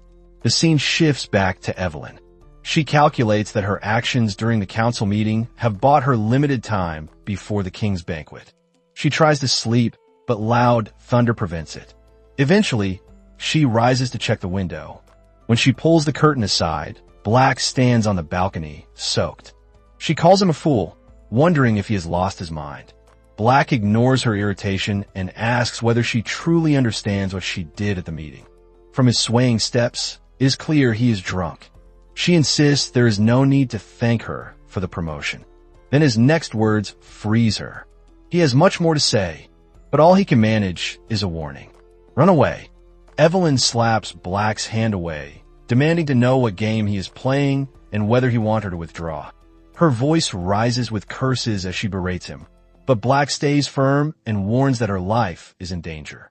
Evelyn counters without hesitation, claiming her life has always been in danger. Yet Black reveals that this time is different. Back in a council meeting, Her earlier move was no different from pointing a gun at Victor. Now Victor shows no hesitation drawing his sword. Evelyn freezes for a moment, then questions whether Black is hinting at a plot, specifically a plot to kill her. One where Black himself ends up carrying the mission to take her head. When Black refuses to answer, she demands the real reason for his sudden appearance. Only then does he reveal the matter he wants to ask directly. Evelyn waits with confusion until he brings up Sherry. Black asks if Sherry is truly his daughter. Evelyn stiffens, stunned for a split second before erupting into fury. She lashes out, demanding to know what nonsense he is spouting and threatening to report him to Victor for execution. But Black stands unmoved, making it clear he is not leaving without the truth. Again, Evelyn is struck silent. Stepping closer, Black presses her for an answer, wondering aloud if her hesitation means lingering feelings still remain. Insult crashes through her, and she answers with a hard slap followed by a furious outburst. Black simply stands there, letting every word spill out until her rage burns out. Then, in one swift moment, he grabs her hand, his voice low, revealing she's the very reason he became like this. Every insult she throws bounces off him, yet her actions speak louder than her words. His suggestion stays simple. If Evelyn holds any feelings for him, she already knows exactly how to show them. Once more, Evelyn is left without words. Black steps closer, the air tightening between them, as if this moment marks the turning point, where revenge fades and protection takes its place. But Evelyn's answer is sudden and fierce. She shoves him down and mounts him, claiming she intends to kill him, though her actions betray something entirely different. Her movements show no desire for his death, only a stubborn refusal to admit anything real. Then Black unexpectedly loses consciousness. Fear flashes through her eyes. She calls him by his first name, and that alone exposes everything she refuses to say. Black regains enough strength to pull her closer, pressing the advantage. Heat rises again, the two on the verge of another battle, one far more intense than the last. But Evelyn ends it abruptly, though her hesitation shows how close she came to letting it continue. She hardens her expression, claiming he is not in his right mind and that she feels disgusted. Black asks if that is truly how she feels. She answers with cold affirmation. Understanding her stance, he turns to leave the same way he arrived. The moment paints him like a man farming aura after a fake rejection. Strong posture, hiding bruised pride. Only when he finally steps outside does Evelyn show signs of restlessness. Peace of mind slips away from her completely. Sleeping tonight almost seems impossible. The next scene shifts to a forest campsite. A gunshot tears through the air, sending birds scattering into the sky. Victor steps into view, complaining that he expected to hit a full-grown deer and ended up with a skinny fawn instead. Evelyn answers with a cold, unreadable stare. Holding the small fawn up, Victor flashes a proud smile, claiming the title of the greatest hunter of the year won't come easy. Each year, a royal contest is held to catch the game used for the king's birthday banquet. Whoever brings in the largest catch earns the title of greatest hunter and receives the king's commendation. Over the years, the event loses popularity, especially after Joshua's father ascends the throne. But during the council meeting, Victor boldly suggests reviving it, and takes it upon himself to host the contest this year. Evelyn advises Victor to shorten the distance if he wants to save his bullets. Victor casually lifts the gun and points it right at her head, asking if this is the distance she meant. Joshua reacts instantly, but Victor only bursts into laughter, calling the entire moment a joke. Before leaving, he tells his nephew not to be tense, adding that shaky hands and poor gun control always lead to accidents. With that, Victor walks off with Black. Evelyn helps Joshua with his gear and warns him not to fall for his uncle's ridiculous provocations. She notes how tall Joshua has grown, but the boy isn't interested in small talk. He asks directly if she has something to say. Evelyn warns him to be careful. A forest hunt is the perfect place for staged accidents, so she demands a promise of caution. Joshua refuses, surprising her enough to lift an eyebrow. Before she can comment, he insists on handling the rest on his own and orders her back to her tent. Watching him walk away, Evelyn advises patience, calling it a necessary trait for the throne. Joshua nods with a quiet remark about having a strong desire for that throne, then promises to return before sunset. Time passes, and Evelyn sits reading a book. Count Ashford is the first to return from the hunt. Seeing her alone, he confirms proudly that he arrived first. When he asks if she wants to see his catch, Evelyn declines. He sits far too close and shows interest in her book instead. After seeing the title, he teases her for reading during an outdoor event. Evelyn calmly replies that no one can choose the time and place of an accident. Perhaps a proverb, perhaps not. The Count grows thoughtful and turns the conversation to the rumors about a beast in these mountains. The silver vine, an apex predator of the iron and poke ranges. The creature loves manhwa berries, so hunters use the fruit as bait. Its hide is so tough that people once used it to craft bulletproof vests. The Count believes this led to the beast's extinction. He complains that his catch feels lacking and wishes he had something better. Evelyn notes that his regret isn't the only thing weighing on his mind. The truth slips out. The Abbey attack was orchestrated by the Count, meant to kill Black. Too bad for him it failed. If it had succeeded, he would currently stand as Victor's right-hand man. The Count studies her, intrigued by how much she knows. Her lack of action only proves she has a plan. Evelyn nods and encourages him to guess her plan, claiming that would make things more entertaining. Count Ashford reveals something strange. People call him a man of God, someone able to see futures. He describes parts of Evelyn's future as thrilling. Evelyn remains completely unfazed, even amused. He offers to reveal more on one condition. Evelyn must remove her coat and show her heart to him. The fool doesn't even bother hiding his perversion. Evelyn comments that the man is rotten to the core. Shockingly, he takes that as a compliment simply because it comes from her. A silver vine suddenly emerges from the trees. Both Evelyn and the Count freeze. The beast is supposed to be extinct. Then realization hits Evelyn. She demands to know whether the Count's catch is actually a silver vine offspring. She orders him to untie his sack, but the Count refuses and pulls out a gun instead. Evelyn tries to make sense of how the beast appeared despite the military's precautions. The moment gunfire erupts from the soldiers and the Count, she urges them to stop. The shots will only provoke it. Of course, the silver vine goes wild, tearing the campsite apart. Evelyn evaluates the chaos and prioritizes her safety. After running for a while, she decides to return, believing the soldiers may have regained control. Then something catches her eye. A wild beast appears, slowly closing in.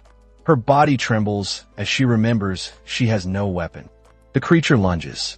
A gunshot erupts. Black appears, saving her in an instant. He notes how deep into the forest Evelyn ended up alone. Far too convenient. This confirms the chaos at the camp was a setup. Black offers no explanation and instead asks if she has any last words. Evelyn gives none. The Count clearly lied, because now death stands in front of her. Knowing this, Evelyn closes her eyes and waits for the end. Seconds pass. Then more seconds. Too many. Silence replaces death. When she opens her eyes, shock fills her expression. Something is very, very wrong with Black. Black really fires the gun, but thankfully Evelyn acts before he can end his life. Gripping his hand tightly, she demands to know what the bastard thinks he is doing. Surprisingly, Black asks her the same question. Evelyn questions if this is his way of causing more trouble for her. Black finds it strange as she claims his death will create problems for her. It seems her emotions slip out for a moment. Nonetheless, she tells Black to hand over the gun before he does something foolish. Ignoring her words, he positions the gun to his head. Evelyn has to resort to biting his hand just to make him release it.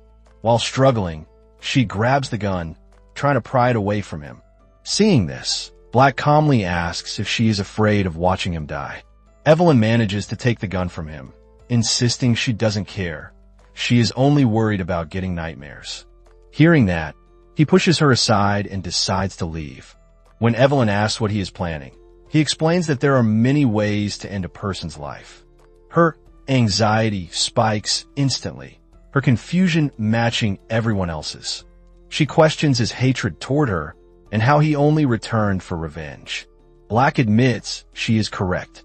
He lived these past 10 years for that very purpose. For a decade, he dreamed of the day he would break her piece by piece and watch her fall by his hands. But something changed. Black had enough time to piece together her actions, from a betrayal up to the moment he returned. After reflecting on everything, he reaches a conclusion. In other words, this is the point where the author reveals he realizes he cannot hurt her. Now he is simply tired. Hearing this, Evelyn asks if he is truly giving up. She practically yells, demanding to know why he went through all that only to quit halfway. But Black remains indifferent. Suddenly, Evelyn falls down, once again helpless around him. Even so, she tries to warn him of the consequences of leaving halfway through all this. But Black no longer cares about anything. As he walks away, Evelyn desperately calls out to him. Black does not react. Helpless, she begs him to stop.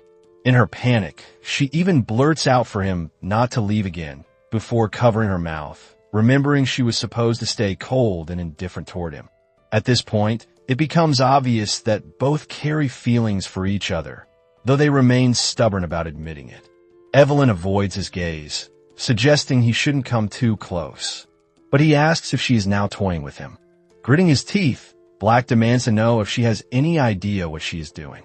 Evelyn tells him to stop questioning and wonders what he wants from her. Then Black asks a question that catches her completely off guard. Struggling to keep his composure, he asks how she feels about him. Evelyn stands stunned for a moment after hearing Black's answer. Black insists that neither of them should lie to themselves anymore. Still, Evelyn remains stubborn and refuses to admit her feelings for him. At this point, the story feels like it is going in circles. Meanwhile, Evelyn begins her frantic performance. It reaches a point where Black grows concerned, wondering if she has finally lost it. She starts muttering whatever comes to mind, her thoughts spiraling. Black grows even more worried and suggests she take a deep breath to calm down. Instead, Evelyn suddenly screams Lowen's name, insisting he come and take her away. Black finds himself completely lost. In the end, he resorts to hugging her, gently comforting her and urging her to calm down. Once she settles, Black is about to ask if she is okay. But Evelyn opens up slightly, reminding him that they are still enemies and cannot get lost in old memories. Unless he no longer fears death, she advises him to pull himself together. Understanding her words, Black offers to take her back to camp, but Evelyn refuses. Moments later, she collapses to the ground. Fed up, Black demands to know why she keeps acting this way toward him. He understands her intentions clearly, but still questions why she keeps treating him like this. At this point, her behavior seems almost controlling and manipulative. In response, Evelyn reveals that he is the one who wants to be controlled. That jab hits directly, and it clearly irritates him. In the end, he has no choice but to carry her back to camp. Furious, she demands he put her down, but Black refuses, insisting she stay quiet. Evelyn comments that both of them know they can never be together. Her tone then softens as she practically pleads with him to forget about her. Suddenly, a gunshot rings out. The one who fired is Joshua. Coldly, he orders Black to put Evelyn down. After setting her on her feet, Evelyn tries to explain that everything is a misunderstanding. But Joshua simply tells her to step aside, asking if she thinks he is a fool. Out of nowhere, a silver vine appears. Seeing it, Evelyn tries to stop Joshua from provoking it, but Joshua opens fire immediately, telling her not to order him around. This is the first time the prince refuses to listen to Evelyn, and naturally, she is shocked. At the same time, the silver vine strikes Joshua in the head. Both Black and Evelyn react with horror. Black immediately shouts for someone to fire the flare, saying he will lure the silver vine toward a cliff. Evelyn frantically rushes to Joshua, She rummages through his things, searching for the flare gun, only for her eyes to widen at what she finds. Joshua carries manhwa berries. She remembers the Count once saying that those berries are used as bait for silver vines. Realizing this, Evelyn prepares to ask if he intentionally brought them. But Joshua ignores her and fires the flare himself. Then he reveals everything. It was his plan all along to stage this accident during the contest overseen by his uncle, all for the sake of dragging the man's reputation into the mud. Evelyn, stunned by the absurdity of his explanation, asks if the prince has lost his mind. Joshua replies that he sees things more clearly than ever. In fact, he is simply doing what Evelyn herself taught him. Evelyn freezes after hearing that. The boy standing before her no longer resembles the innocent and childish prince she once knew. Instead, he has become something dangerous, something far more unsettling. The next scene shifts to an enraged Victor. He roars, claiming he is being framed for the accident at the hunting festival. A bearded man addresses him respectfully, pointing out that since Victor took the initiative to host the festival, he naturally becomes the prime suspect. Even if the incident turns out to be an accident, Victor will still be held accountable. Victor grows furious.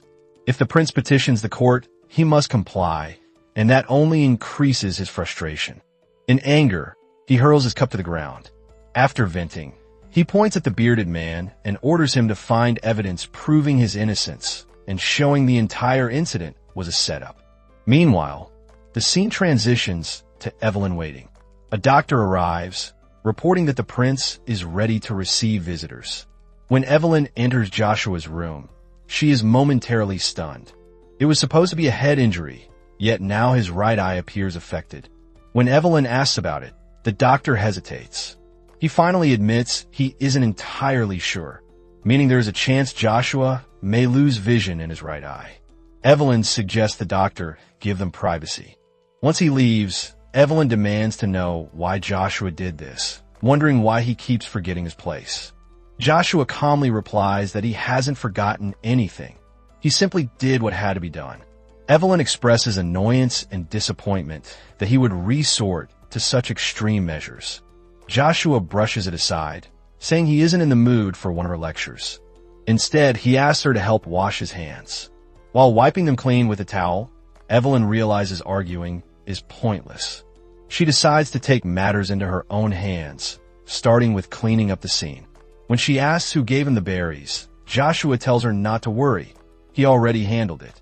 Anxious yet concerned, Evelyn asks why he has changed so drastically. He pauses before answering. It was Evelyn who wanted him to change. His reflection after the duel with Black pushed him to this transformation. He also reveals another reason. Evelyn wanted him to become king. Evelyn looks puzzled as Joshua continues. It is too late to turn back. He has become a piece on the political chessboard and can never return to the naive boy he once was. Evelyn tries to clarify that he misunderstood. She only wanted him to rely on her, believing that once he ascends the throne, he wouldn't need her anymore. Guess whose royal balls finally dropped? Joshua's expression shows he has different plans. He reminds her of the vow she made at the church. Evelyn freezes. That promise was meant to comfort him, yet he is taking it literally. Joshua tells her he is no longer a child and must be regarded as the next monarch. Since Evelyn is the one who placed him on this chessboard, she cannot abandon him now. Something about his tone feels unsettling, so Evelyn chooses to play along. Hearing her response, Joshua offers a faint smile, but he presses further. He wants her to swear again, promising eternal loyalty. She must never question him and must obey without hesitation. Then comes the shocking condition. Joshua insists she must not love anyone and must attend only to him. If Evelyn refuses, she will face the consequences. If she agrees, he promises to fulfill her wish of becoming king. For a brief moment, Joshua resembles Lowen, a chilling reflection. Evelyn immediately stands and leaves the room. Still lost in thought, she is approached by one of her aides. He reports that he successfully cleaned the scene, though the military's constant surveillance made it difficult. When he wonders if his mistress is well, Evelyn simply tells him to continue the report. He opens the box, but Evelyn notices something strange. The berries are missing. She asks if this is all he could retrieve. He confirms it, adding that if anything is missing, the military must have secured it first. Predictably, Black is the one holding the berries. He hides the evidence in his clothes just as Sonia arrives. The poor girl is crying, asking what happened, why the prince is suddenly injured, and why her uncle is the prime suspect. She seeks reassurance from Black, but Black has something else on his mind. The moment he says he needs to tell her something, every internal alarm goes off. Sonia quickly tries to leave to avoid the conversation. Black stops her, insisting she listen. Knowing exactly where this is heading, she refuses. Black calmly warns that avoiding the talk will only make it hurt more. The girl still doesn't want to listen, but Black continues, calling her the most honest person he knows. And finally, he tells her to forget about him.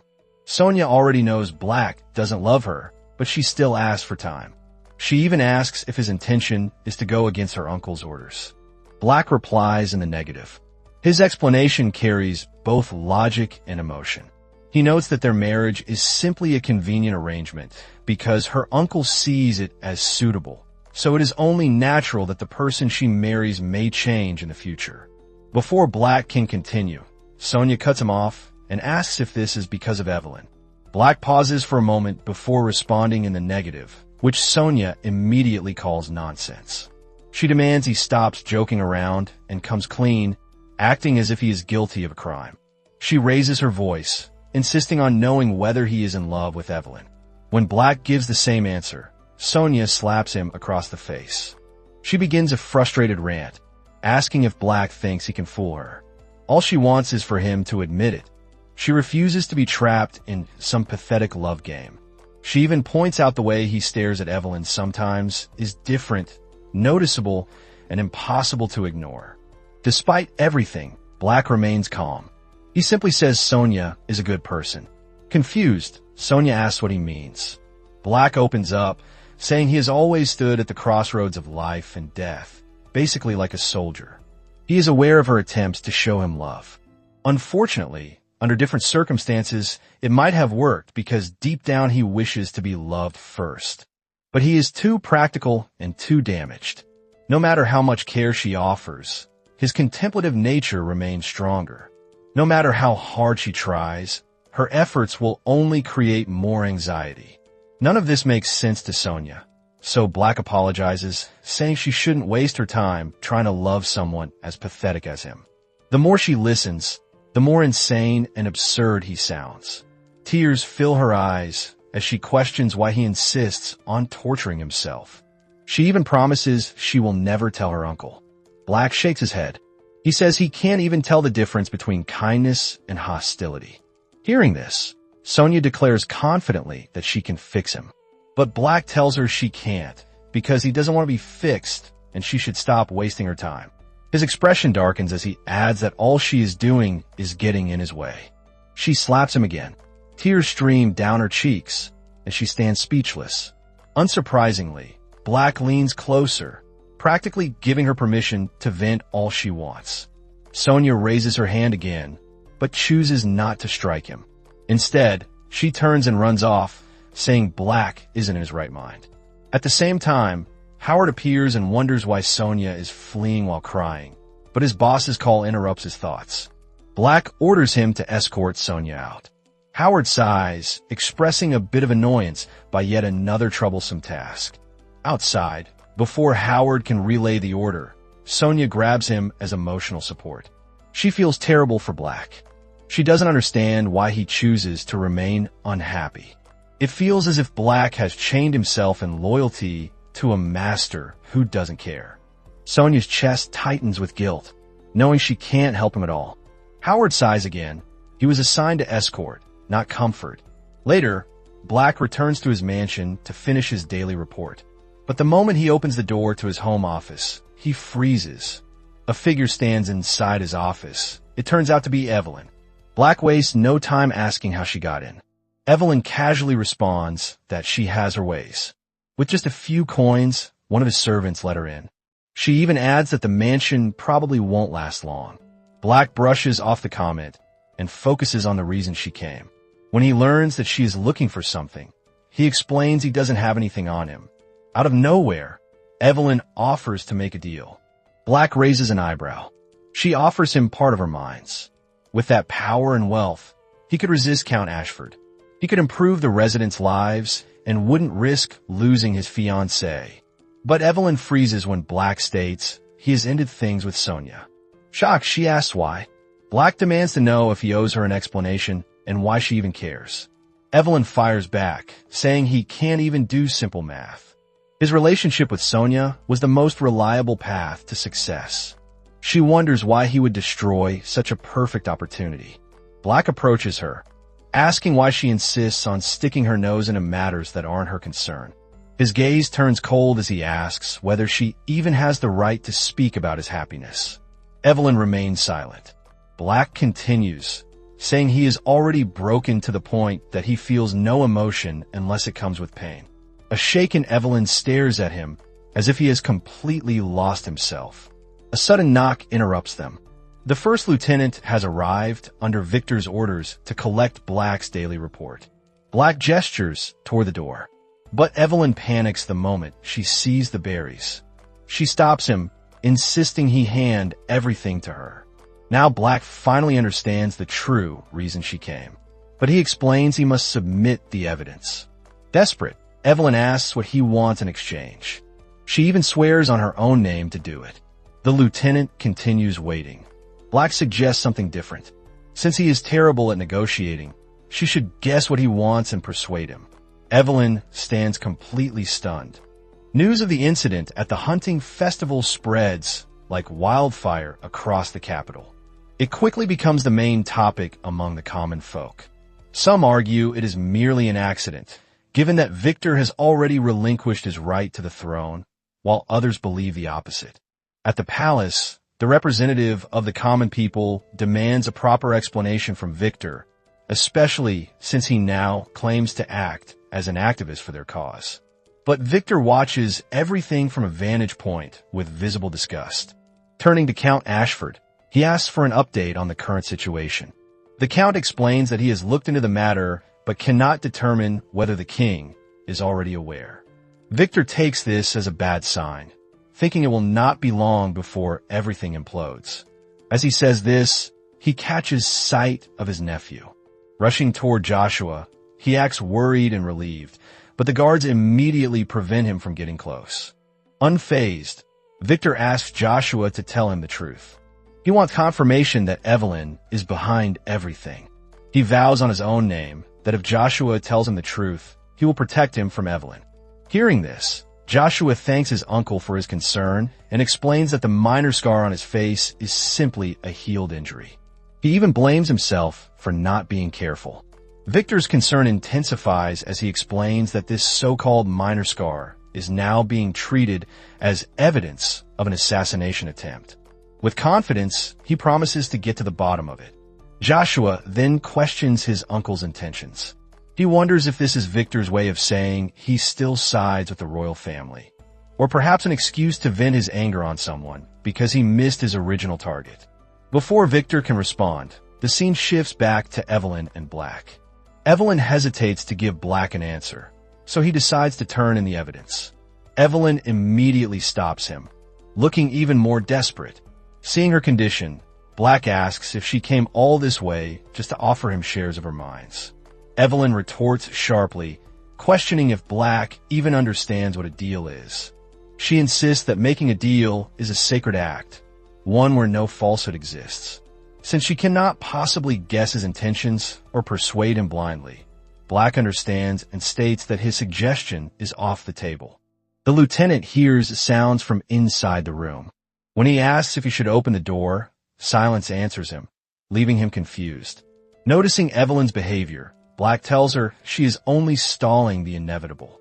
Evelyn then suggests that he send the lieutenant away for a moment. Left with no choice, Black orders his lieutenant to get some tea and rest downstairs. The man eagerly agrees, excited to try the colonel's rare tea collection.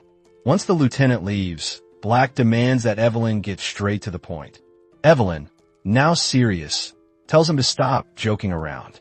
Her earlier offers were genuine attempts to help him and make him see the situation clearly. Black calls her a smooth talker who cannot even lie properly. Evelyn vows that everything is for his sake. Black agrees sarcastically, saying she might repeat that line during interrogation.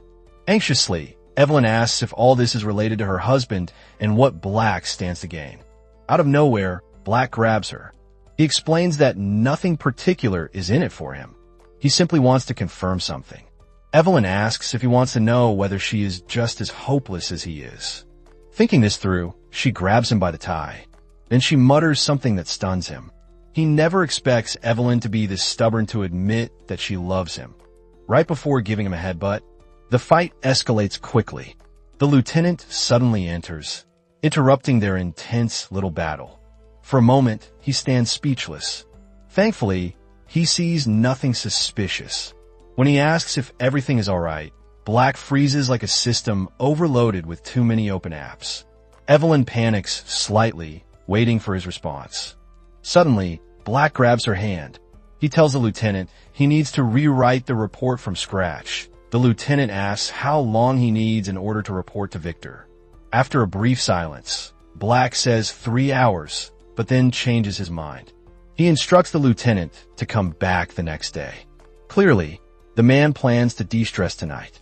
Once the lieutenant leaves to relay the message, Black pushes Evelyn against the table. Both of them seem to be making unexpected progress in opening up, or simply accepting each other. Holy, what is happening here? Even Evelyn is momentarily stunned as Black declares that this is more to his liking. At this point, they deserve privacy. Let them continue whatever dangerous chemistry they have going on, and let's wish Evelyn good luck in the process. In the next scene, Victor and the prince are about to enter the palace. Meanwhile, Victor's thoughts unfold. He remembers his nephew's earlier words and reflects on them.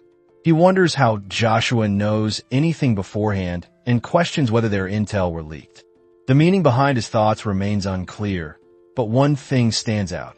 Joshua is no longer the naive prince he once was. He has just dealt a significant blow to Victor. When both men appear before the palace gates, they request an audience with the king. However, the gathered crowd urges them to speak first. Moments before entering the palace, Victor is stopped. The guards request a body check before allowing him inside. Although this appears to be routine security protocol on the surface, the message is clearly an insult, almost as if accusing Victor of attempting to kill his nephew. The scene shifts to Black and Evelyn. Black tells her to lie on her stomach. Evelyn, confused, asks if he intends to search her and never expected him to be wary of her. Black ignores her question and orders her to place her hands over her head and turn over. The scene abruptly cuts back to Victor. He expresses his frustration over the search. He dedicated his life to the country's well-being, so he demands to know why he is being treated with suspicion. He exposes his scars to everyone present. Each mark a medal of honor earned on the front lines with his soldiers. Meanwhile, his older brother sat safely on the throne while he fought battles that secured the nation's victories. Yet now he is humiliated and suspected because someone framed him. The onlookers seem moved by his speech. It doesn't fully make sense to them either, especially since no evidence confirms an assassination attempt. Sensing the rising tension, Joshua lifts his uncle's coat, reminding him that the weather is cold and he should not worry over a standard security procedure.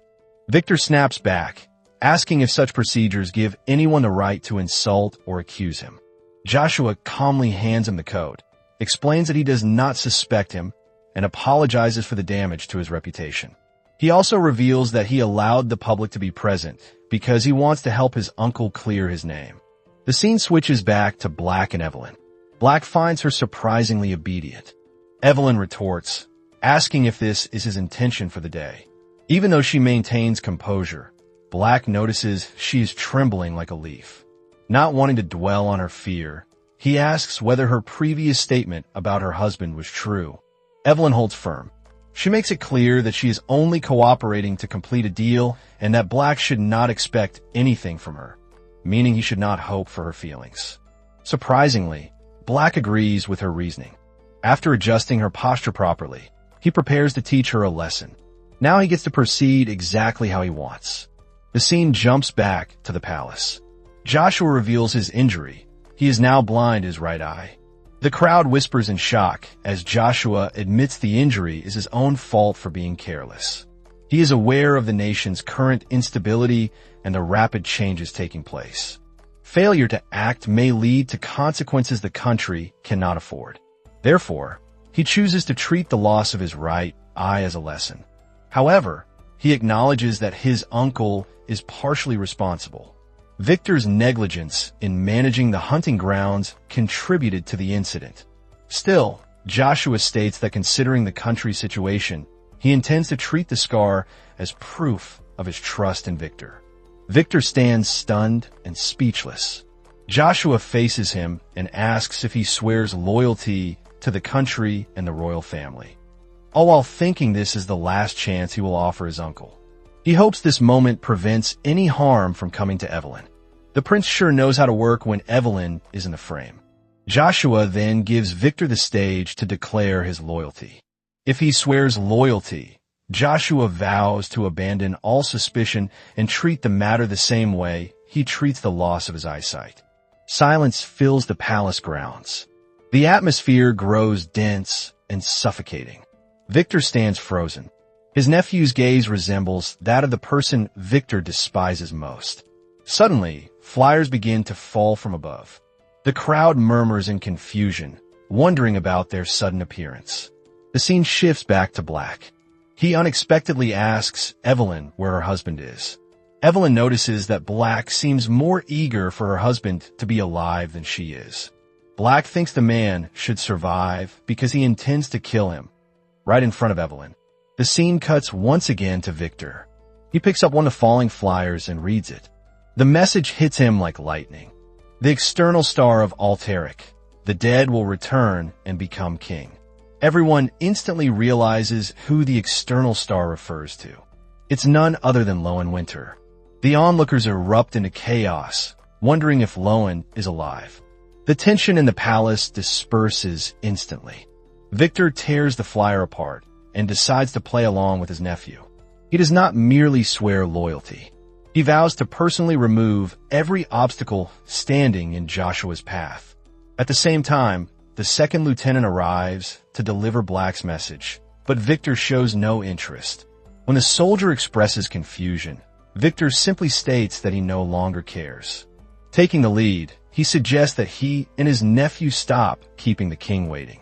Meanwhile, Black and Evelyn continue their intense battle. The next chapter opens with Howard and Sonia. Only when the poor guy asks if Sonia is done crying does she finally come back to her senses. She acts distant and stammers an apology, but Howard tells her not to bother. He simply asks her to get into the carriage.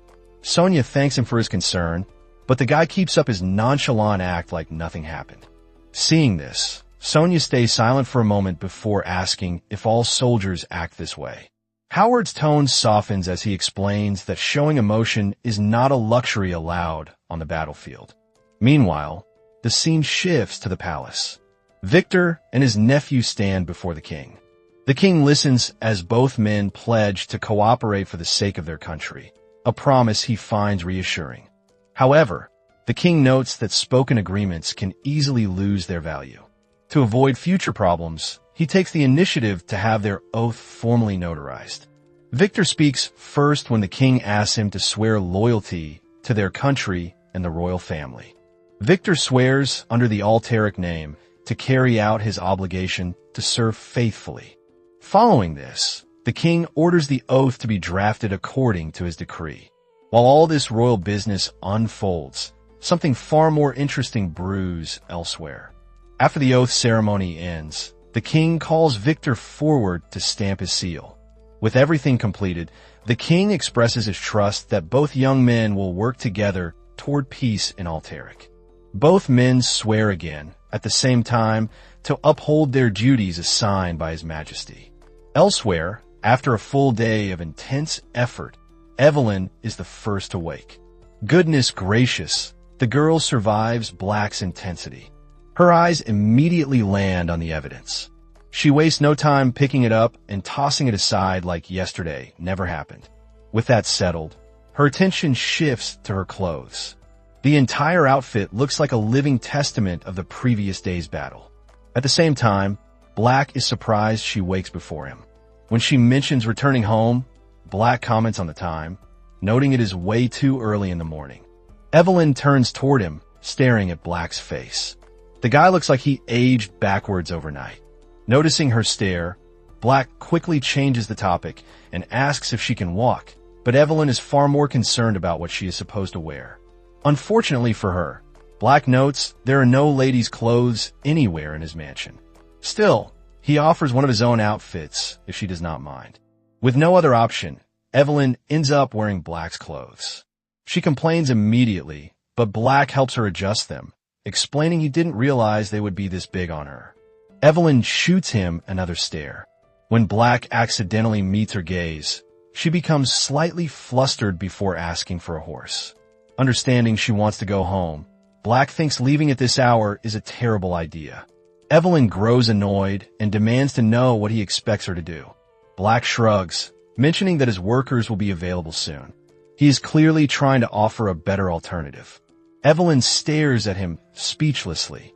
Black's so-called alternative involves carrying her wrapped in a blanket. Evelyn complains instantly, and their little morning banter continues until a servant appears. The servant greets Black politely before offering to help, assuming what Black holds is laundry. Black turns to look at Evelyn first before insisting he will handle everything himself. Outside, he places her inside his carriage and assures her that his driver is trustworthy, so there is no need for worry. Evelyn tells him to head back inside before anyone else sees them. But for the first time, Black gives her a long, studying stare. He suddenly comments that Evelyn looks more radiant than usual. At first, even wonders if something is wrong since she cried so much the previous day. Realizing what nonsense the fool is thinking, Evelyn snatches a pillow and throws it at him. Left alone inside the moving carriage, she begins reflecting on yesterday's chaotic battle. Meanwhile, Black stands outside, staring at the horizon, only to be interrupted by Howard. Howard arrives early to report something important to his colonel. He briefly mentions the agreement between the prince and Victor before the king, though he admits he does not know the full details. Seeing Black's reaction, Howard asks if his colonel has something on his mind. Black doesn't answer and simply announces he is going back inside. Once indoors, Black tells Howard to wait for a moment, explaining he needs to change because his office is a mess. After Black leaves, Howard makes his move. He steps into Black's main office, but finds nothing unusual until his eyes fall on an object lying on the couch. Evelyn's earring. Howard freezes. Then everything clicks. It doesn't take a genius to realize he now suspects something about Black. At a lively gathering, nobles whisper non-stop about the recent alliance between the prince and Victor. Some view it as a smart move to stabilize royal authority, while others hold different suspicions. The moment Count Ashford arrives, several nobles rush toward him, eager for his insight. He answers with a calm smile, raises his glass, and boldly declares that this alliance is the best possible outcome. Meanwhile, at the Black estate, Howard sits across from Black as both men discuss Victor's sudden agreement with the prince. Howard believes this new alliance tightens the royal family's grip on Victor and, in turn, threatens the military's influence. In simpler terms, Black predicts the military will soon lose leverage. With this in mind, Howard suggests they close ranks and take decisive action before the royal family's influence grows any further. Black acknowledges the advice, but chooses the opposite approach. He believes it is better to simply observe for now. Howard falls silent for a moment, clearly troubled by the answer. Then, out of nowhere, he brings up a promise they made during their mercenary days before joining Victor. As a reminder, he places his revolver on the table. Both men once vowed to stay loyal to the military and devote everything to the country. Howard recalls Black telling him to act against him if he ever wavered in faith. Without another word, Howard sets Evelyn's earring on the table as well. The message is obvious. The man wants an explanation. After what feels like a long pause, the scene shifts to the Winter estate. Evelyn sorts through piles of documents in her office when her daughter suddenly bursts in with Oscar behind her. The girl proudly used his face for her latest art project, and Evelyn can barely keep a straight face. She makes a teasing remark that only increases Oscar's annoyance. After a brief round of playful banter, Evelyn tries to return to work. Sherry studies her mother's expression, attempting to understand what weighs on her mind. Evelyn tries to wave it off as work stress, when in truth, she is remembering the moment Black asked if Sherry was his daughter. The thought lingers for a second before Evelyn forces it aside. She suggests a vacation to reset her mood. Sherry immediately proposes inviting the prince as well. With the prince's recent drastic changes, Evelyn rejects the idea without hesitation. Oscar watches the entire exchange quietly from the side, choosing not to add anything. Just then, Evelyn's head butler enters and reports that the list of libations and gifts for the royal palace is ready. She asks whether Evelyn would like to inspect them personally. Evelyn agrees, but she mentions that she has something else to take care of first. The scene cuts to Sonia speaking with Victor about a certain gift. Her puzzled expression prompts Victor to ask if a man needs a special reason to give his niece a present. Sonia quickly tries to explain her confusion, but freezes when Victor casually mentions Black rejecting her. He calls the entire situation a waste and advises her to stop clinging to him. Sonia refuses and admits that part of the problem is her habit of constantly bothering Black. Growing anxious, she asks whether her uncle intends to punish him. Victor dismisses the idea immediately. Punishing a valuable subordinate for not liking his niece makes no sense. In his eyes, a loyal hound like Black deserves a reward, not punishment. The real waste, according to him, is Black failing to seize such an opportunity. The door opens, and Count Ashford enters the room with a warm greeting. Sonia looks confused and naturally wonders why he is here. Victor apologizes before introducing the Count as her next fiancé. Sonia stands frozen, thinking she misheard. The Count comments on her reaction, and Victor admits he kept the entire arrangement secret. Composed as ever, Count Ashford announces that he is formally betrothed to her. Sonia snatches her hand away immediately, unable to process anything. She rushes to her uncle and makes an excuse, insisting she is not ready for such news. Victor attempts to reassure her, explaining that the Count is more dependable than a man who might lose his life on the battlefield. He claims this arrangement is for her own good and reminds her that he never makes bad decisions for his niece. Sonia tries to protest, but Victor cuts her down coldly. He insists she has nothing besides her face and urges her to be useful at least once before her beauty fades. With that, he turns away and leaves the room. Sonia tries to stop him, but he shuts the door behind him without the slightest concern.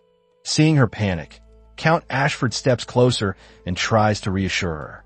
He claims he has no ill intentions and even admits he fell for her at first sight. Sonia fires back instantly, nearly calling him stupid. She believes she is nothing more than a stepping stone for him to reach more power. He does not deny it. Instead, he begins speaking about Black, accusing him of betrayal and promising to love her so much that she forgets Black entirely. Her response is immediate. She slaps him across the face and tries to run. The Count drops his gentlemanly mask. His real nature shows as he grabs her by the hair and insists they finish this conversation in his bedroom. Sonia breaks into a cold sweat, realizing she is helpless to stop whatever is about to happen. The only thought repeating in her mind is Evelyn's old warning. You're just another piece on the board being played without knowing. The truth becomes painfully clear far too late. She can only think of one person who might save her. With that thought fueling her, she breaks free for a moment, screaming and calling Black's name over and over. But the Count mocks her panic, claiming her efforts are pointless. Then, amidst the frantic slamming of the door, an unexpected guest enters. Evelyn steps into the room. She studies the situation with a sharp gaze before expressing disgust that the Count would attempt something like this in broad daylight.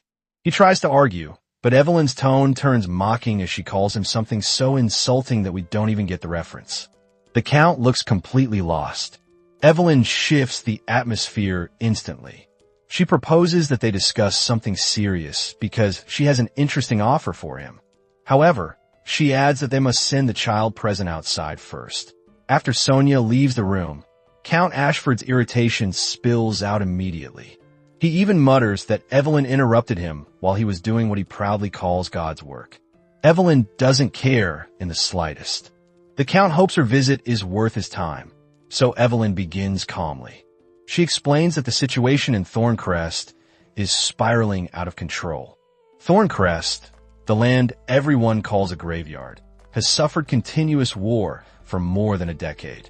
Count Ashford already knows this, and he remembers the religious followers trapped there during a failed missionary journey. His expression makes it clear he wants nothing to do with that cursed land. Evelyn remarks on his coldness, noting that it is a useful trait for a politician. The Count dismisses the flattery, urging her to get to the point. Evelyn finds no joy in this conversation, but she reveals her proposal anyway. She wants him to go to Thorncrest to rescue the detainees. By doing so, he can rise to the same level as Victor and gain official recognition as the one chosen by their god. The Count isn't swayed. He voices his displeasure, but Evelyn counters him easily. She insists that a man like him doesn't settle for small ambitions. He wants more than merely serving under Victor. If he rescues the prisoners and obtains the holy treasure hidden in the land of death, he can restore his position as cardinal. His expression shows little interest in becoming a national savior or spiritual icon, at least until Evelyn brings up one final detail. If he succeeds, his crime of impersonating the Red Hawk can be erased completely. That part finally shakes him. He accuses Evelyn of threatening him, claiming that if a demon had a face, it would be hers. Evelyn actually chuckles softly, insisting they are on the same sinking ship. If he succeeds and becomes a hero, she promises to open the doors of the royal castle for him. Count Ashford raises an eyebrow and questions her loyalty to the royal family and her sudden change of attitude. Evelyn reminds him of the alliance between the prince and Victor. Their first step in strengthening royal authority will be eliminating trash nobles like him. The Count finally understands the implication, or rather, he finally takes the bait. The story shifts back to Black and Howard, where their discussion escalates into a full standoff. Howard prepares himself as Black aims at him, slowly revealing a hidden knife. But before things get out of hand, Black lowers the gun. He admits that he failed to earn Howard's trust and adds that their old mercenary promise still stands. If Victor ever orders his death, Howard must pull the trigger without hesitation. Howard responds by picking up the revolver. He says no elimination order was given. He only wanted to confirm where Black's heart stands. He pockets Evelyn's earring and promises to continue serving Black with everything he has, but warns him to be more careful during future battles. The scene shifts to Evelyn. She considers her meeting with the Count a success. The fool swallowed the bait completely. Just as she plans her next step, she freezes upon seeing Black. She tries to hide, but he has already seen her. Evelyn urges him to leave before anyone notices them, but Black casually remarks that no one is around. He is about to ask whether she made it home safely, but Evelyn's expression makes it clear that this is not the time for small talk. So Black switches tactics and boldly suggests exchanging something else. He even wonders aloud if she understands his meaning. The reaction is instant. Evelyn slaps him. The poor guy was simply trying to joke, yet he takes the hit anyway. At that exact moment, Joshua arrives. He begins to apologize, but pauses when he notices Black. Joshua informs Black that Victor is looking for him. Understanding the situation immediately, Black steps aside and gives them the room. Evelyn tries to speak, but the prince cuts her off. He knows she is about to make excuses for crossing paths with Black. This leads him to question her loyalty. Evelyn calmly declares that her loyalty lies with the royal family, no matter what. As she says it, her eyes drift toward Black's silhouette outside the window. Joshua notices and pulls the curtain shut. He tells her to forget the scene outside. He is more interested in watching her demonstrate her loyalty. Evelyn expresses it verbally, but the prince wants something stronger. In his view, loyalty is never proven with words. It is nothing more than a survival tactic. Before their conversation continues, the story returns to Sonia. She never imagined Evelyn would be the one to save her. As she steadies herself, Count Ashford appears behind her wearing an uncomfortable smile. He suggests they talk over tea and pretends he wants to apologize. Sonia avoids him like a walking red flag. Still, the Count keeps up the act, claiming he only wants to comfort her and discuss their bright future. Sonia rejects him instantly. She does not want to marry him. Count Ashford insists she open her eyes because someone like her has no right to make that decision. Then, mid-sentence, a revolver rests inches from his head. Howard steps between Sonia and the Count. The Count stands frozen in shock. A mere lieutenant dares interfere with him. Howard ignores his outrage and calmly asks Sonia for the word so he can blow the fool's head off. Sonia stands stunned, almost as if her brain needs time to register what is happening. Both the Count and Sonia remain frozen while Howard waits, seriously waits, for confirmation to pull the trigger.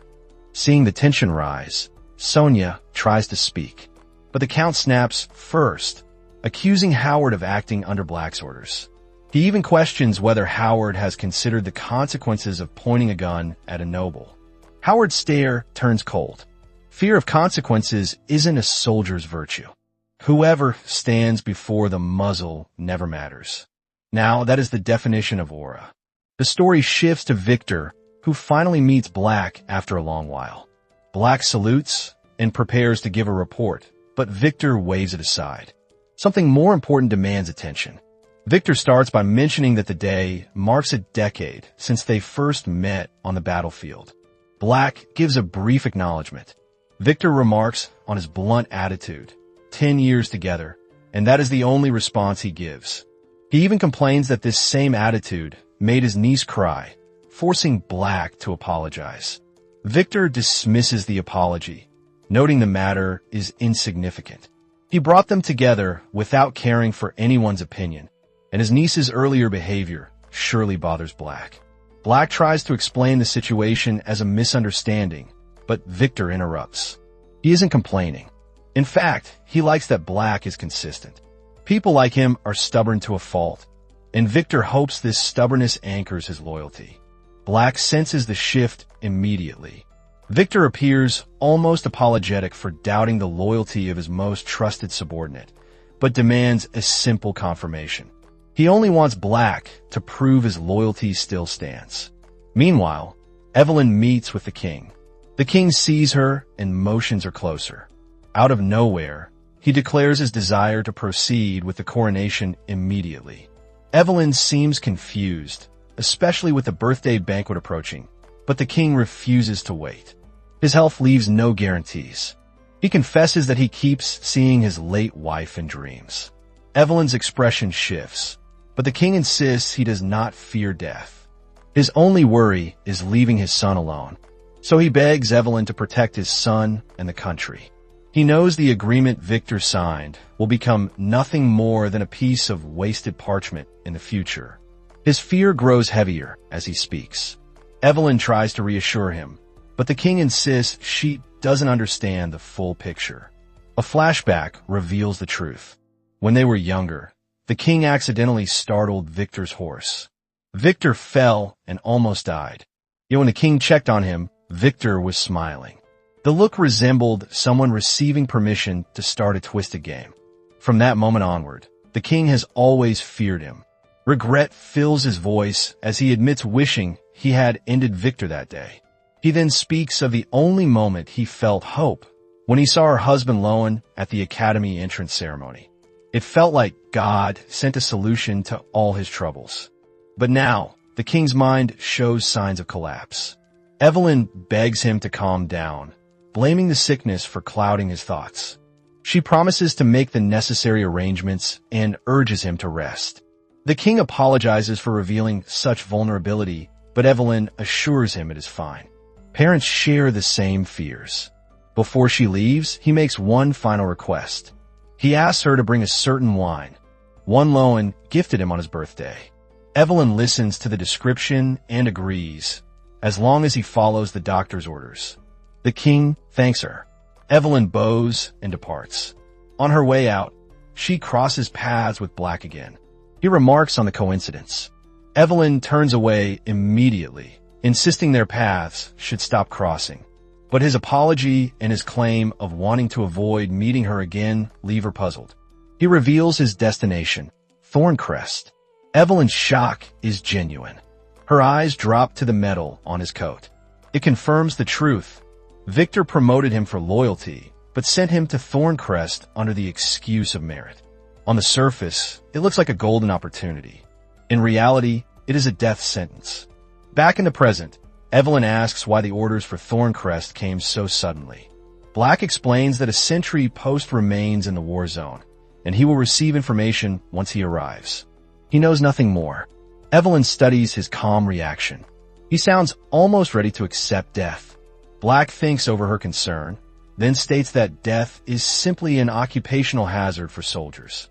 He makes dying on the battlefield sound like a routine task. Evelyn steps closer. Confusion and frustration mix in her eyes. Black only shrugs. As usual, he kneels to help her adjust her shoe. Evelyn watches quietly. She suddenly reveals that she dislikes the smell of smoke on him because it always gives her headaches. Black apologizes helplessly. Evelyn then gestures for his lighter. Naturally confused, he asks why. She states she plans to keep it safe. He tries to argue that smoking is his only luxury during the mission, but Evelyn cuts him off. In a life-or-death situation, smoking wouldn't matter. Black hands it over, still puzzled. How could he not understand? This is her way of saying he better return quickly and see me first. You big idiot. Even after 59 chapters, Evelyn remains a difficult woman to read. On her way home, she suddenly orders the carriage to stop at the top of a mountain.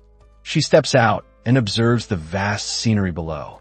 The driver warns her to be careful, but her attention locks onto a single carriage at the foot of the mountain.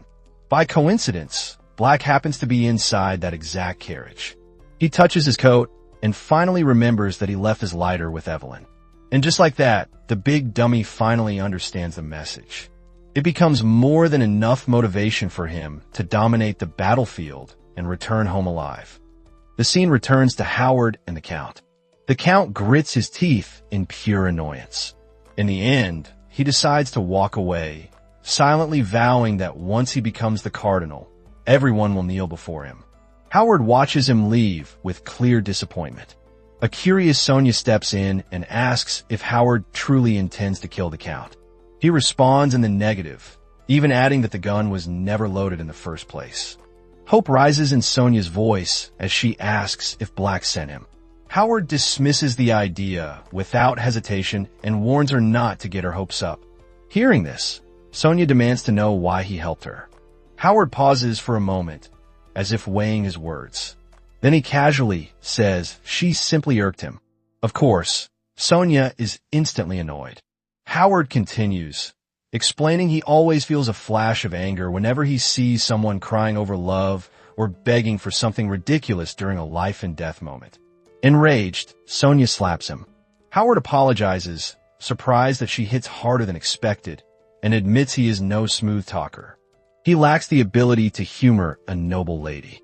Sonia grows even more furious. For a brief moment, she thought she had a good impression of him, but now he sounds like everyone else, treating her like an idiot. Howard doesn't soften his words. He points out that she is powerful only because her uncle uses her as a piece on the board. If she doesn't prove herself useful, the streets might be her next destination. Poor girl gets roasted left and right. Deep down, the truth in his words only makes it harder for her to argue. Howard ends with a piece of advice. Rage isn't always bad. Everything depends on the wielder. A foolish man lets it consume him, while a wise man uses rage as fuel to climb higher. Fed up, Sonia accuses him of spouting nonsense. By accident, the scars on Howard's chest become exposed.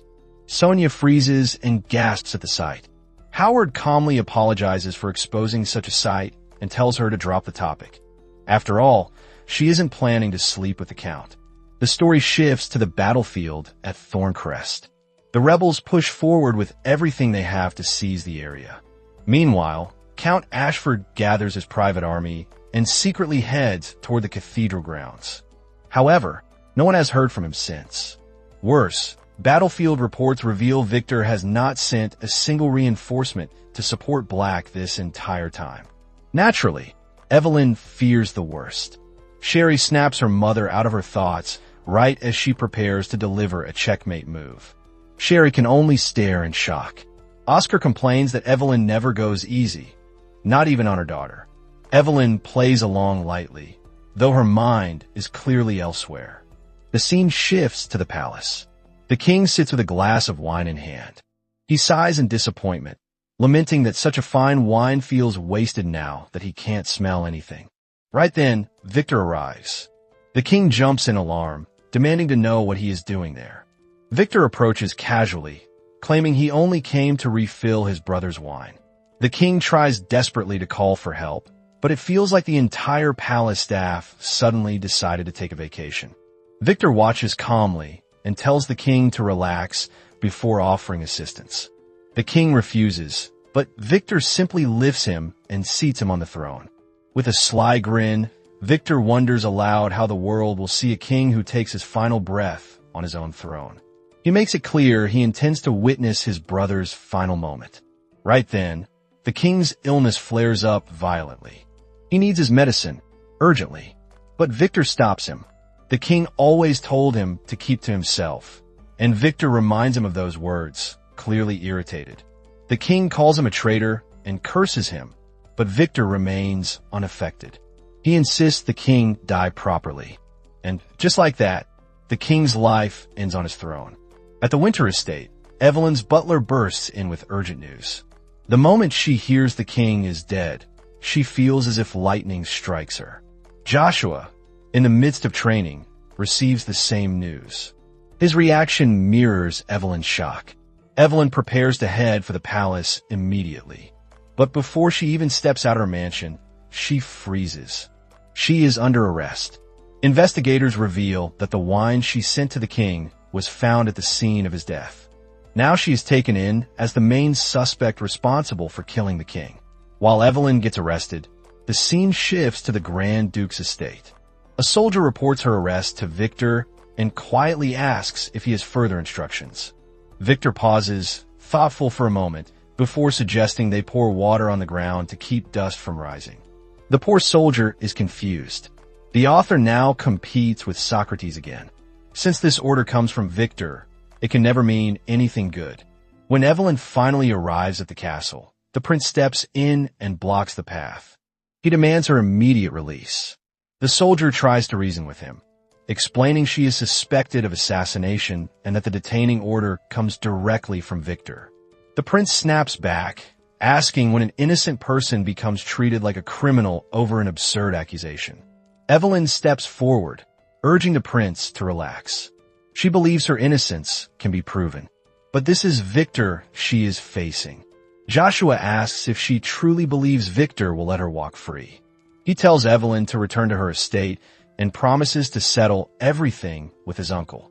Just then, Victor's voice cuts through the tension. He accuses Joshua of failing his own position and questions whether he intends to break national law by defending a felon. Whispers ripple through the crowd as everyone murmurs in shock.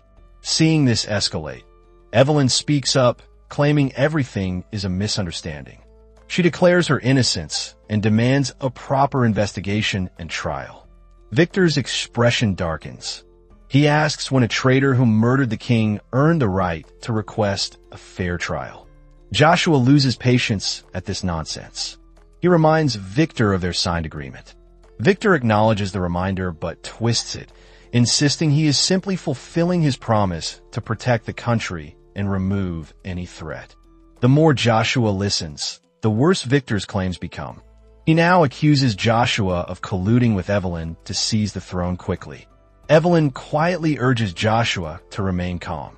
Anything he says now will only worsen the situation. Victor gestures for wine to be brought out, wine that his brother drank before dying. He lifts the cup filled with the ominous liquid and orders Evelyn to step forward and prove her innocence. Joshua steps in, volunteering to drink the wine in her place. Meanwhile, Evelyn assesses the danger. The wine is likely poisoned or tampered with, but rejecting it means admitting guilt. After weighing her choices, she walks up to Joshua and reminds him of chess. The king must always be protected, even if sacrifices become necessary. Joshua refuses to accept this absurd lecture at a time like this. Evelyn leans close and whispers. She reveals that if anything happens, the only person he can trust will be Black. Of course, Joshua is confused. Evelyn gives no further explanation. She simply tells him to listen carefully. Before Victor's soldiers search her mansion, he must reach it first. He must ask her butler to open her safe. Before she can reveal the rest, Victor interrupts, urging her to step forward. Evelyn can only grit her teeth. As she walks away, Joshua looks shaken and confused. He admits he doesn't understand anything she said, but Evelyn only shakes her head. His confusion is normal. Joshua grows more frantic. Left with no choice, Evelyn stops him. She begs him not to waste her sacrifice and not to reject her final decision to support him. He finally calms down, though confusion and desperation still cling to his eyes. Noticing this, Evelyn softens her tone. She hopes that even in difficult times, Joshua remains good and keeps his integrity. That naive, kind prince inside him must remain because she believes that is what the country truly needs. Hearing this, Joshua apologizes, convinced everything happening is his fault. Evelyn does not blame him. She gently kisses his forehead and hopes he does not lose himself in the darkness. After saying this, she turns away while Joshua releases an agonizing cry. Inside Evelyn's thoughts, she calls Joshua a poor thing for letting emotions control him. He should never have stepped onto this painful path. In the world of politics, there is no room for love, no matter how cruel it sounds. Past experience has taught her that love imprisons the heart until a person admits defeat. No one knows how sharp the pain is until hitting rock bottom. In short, she doesn't want Joshua to fall in love and end up making the same mistake she did. Meanwhile, Victor calls for Sonia. He reminds her of his promise to repay Evelyn's humiliation tenfold. He warns her to watch closely because this is what happens to people who defy him. Poor girl better start running. Predictably, Evelyn missteps and falls face first down the stone staircase. Onlookers and Sonia gasps. Victor doesn't react. He actually wants Evelyn to experience every bit of humiliation, even though she clearly needs help. Victor coldly orders her not to delay, simply because she fell, adding even more fuel to her humiliation. A flashback appears. Young Joshua sits before a chessboard, completely trapped. He stares at the pieces and admits he doesn't know what move to make. The game feels over. Lowen studies the board and calmly suggests sacrificing the queen. Giving her up allows the game to continue. But little Joshua refuses the idea of losing his queen. Lowen falls silent, thoughtful at the child's stubbornness. The story shifts back to the present. Victor abruptly calls out Lowen's name, demanding he appear from his hiding place and fulfill the promises of a husband. Evelyn sighs. Even in death, the poor man is denied the luxury of resting in peace. Victor turns to her and asks if she regrets marrying Lowen. Evelyn answers without hesitation. She does not regret it. She understands Victor's frustration well enough. No one can compare to her husband. Naturally, people, including Victor, wish Lowen were still alive. Victor notices how calm she seems. Evelyn explains she is simply a woman who has been prepared to die for a long time.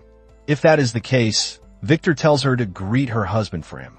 Evelyn ignores the taunt and instead asks for a request. Victor pauses, surprised, but allows it. Evelyn requests that he send reinforcement to Thorncrest. Victor questions the reasoning, so she explains, Thorncrest is not a strategic stronghold. It sits at the center of the continent, and retaking it is nearly impossible, but still crucial. Victor admits he already knows this. If he knows, she asks why he sent Black alone and still refuses to send reinforcement. Even with Black's abilities, he will struggle to secure Thorncrest. She even suspects Victor intended to use Black as a scapegoat. Such a move only increases public anxiety. Victor snorts, claiming she underestimates Black's strength. Evelyn understands Victor has worked with Black for 10 years, but her concern remains the same. She wants Victor to show the public his true intention. Killing the colonel means stripping the nation of its shield. Victor's tone turns cold. He asks if that is all she has to say. Evelyn confirms that is all. The prince watches everything unfold. His mind races. Lowen's words echo in his memory, telling him that if he doesn't want to lose his queen, he must find a way to save her. With that thought in mind, Joshua begins desperately searching for a way to save Evelyn. Suddenly, noise erupts outside. In moments like this, the smartest move is to step back and observe the board. Only then can the strongest piece be positioned correctly. In chess terms, the knight is the only piece capable of unpredictable movement. And on this board, the knight is Black, the man who ended a decade-long war in just a few weeks. Shock spreads across the courtyard. Apparently, Black rides toward the castle from Thorncrest at full speed. The royal guards attempt to stop him, but Joshua orders them to let him through. Black approaches. Neither he nor Joshua speaks, yet it feels as if Black already understands the situation and knows exactly what must be done. The growing whispers finally reach Victor. He demands to know what is happening. Even Evelyn remains confused. Victor, however, doesn't seem surprised, almost as if he had been waiting for this. Howard tries to stop him. He knows this move puts Black in danger. But would Black rush straight from a battlefield without a plan? Victor smiles thinly when he sees Black. He states he already received word of Black's victory, then questions why his subordinate left without permission. Black apologizes and says he is ready to accept punishment, but he has something urgent that must be delivered personally. He brings the head of the enemy commander, or rather, the enemy among them. The crowd stirs in confusion. Black reaches into his sack and lifts out the severed head. Gasps explode through the hall. The head belongs to Count Ashford. Black reports that the Count summoned a rebel army and used the cathedral as their base of operations. Whispers spread like wildfire. Black continues, explaining the Count was also the one responsible for spreading rumors and distributing leaflets about Lowen's return. He offers the head forward and awaits Victor's judgment.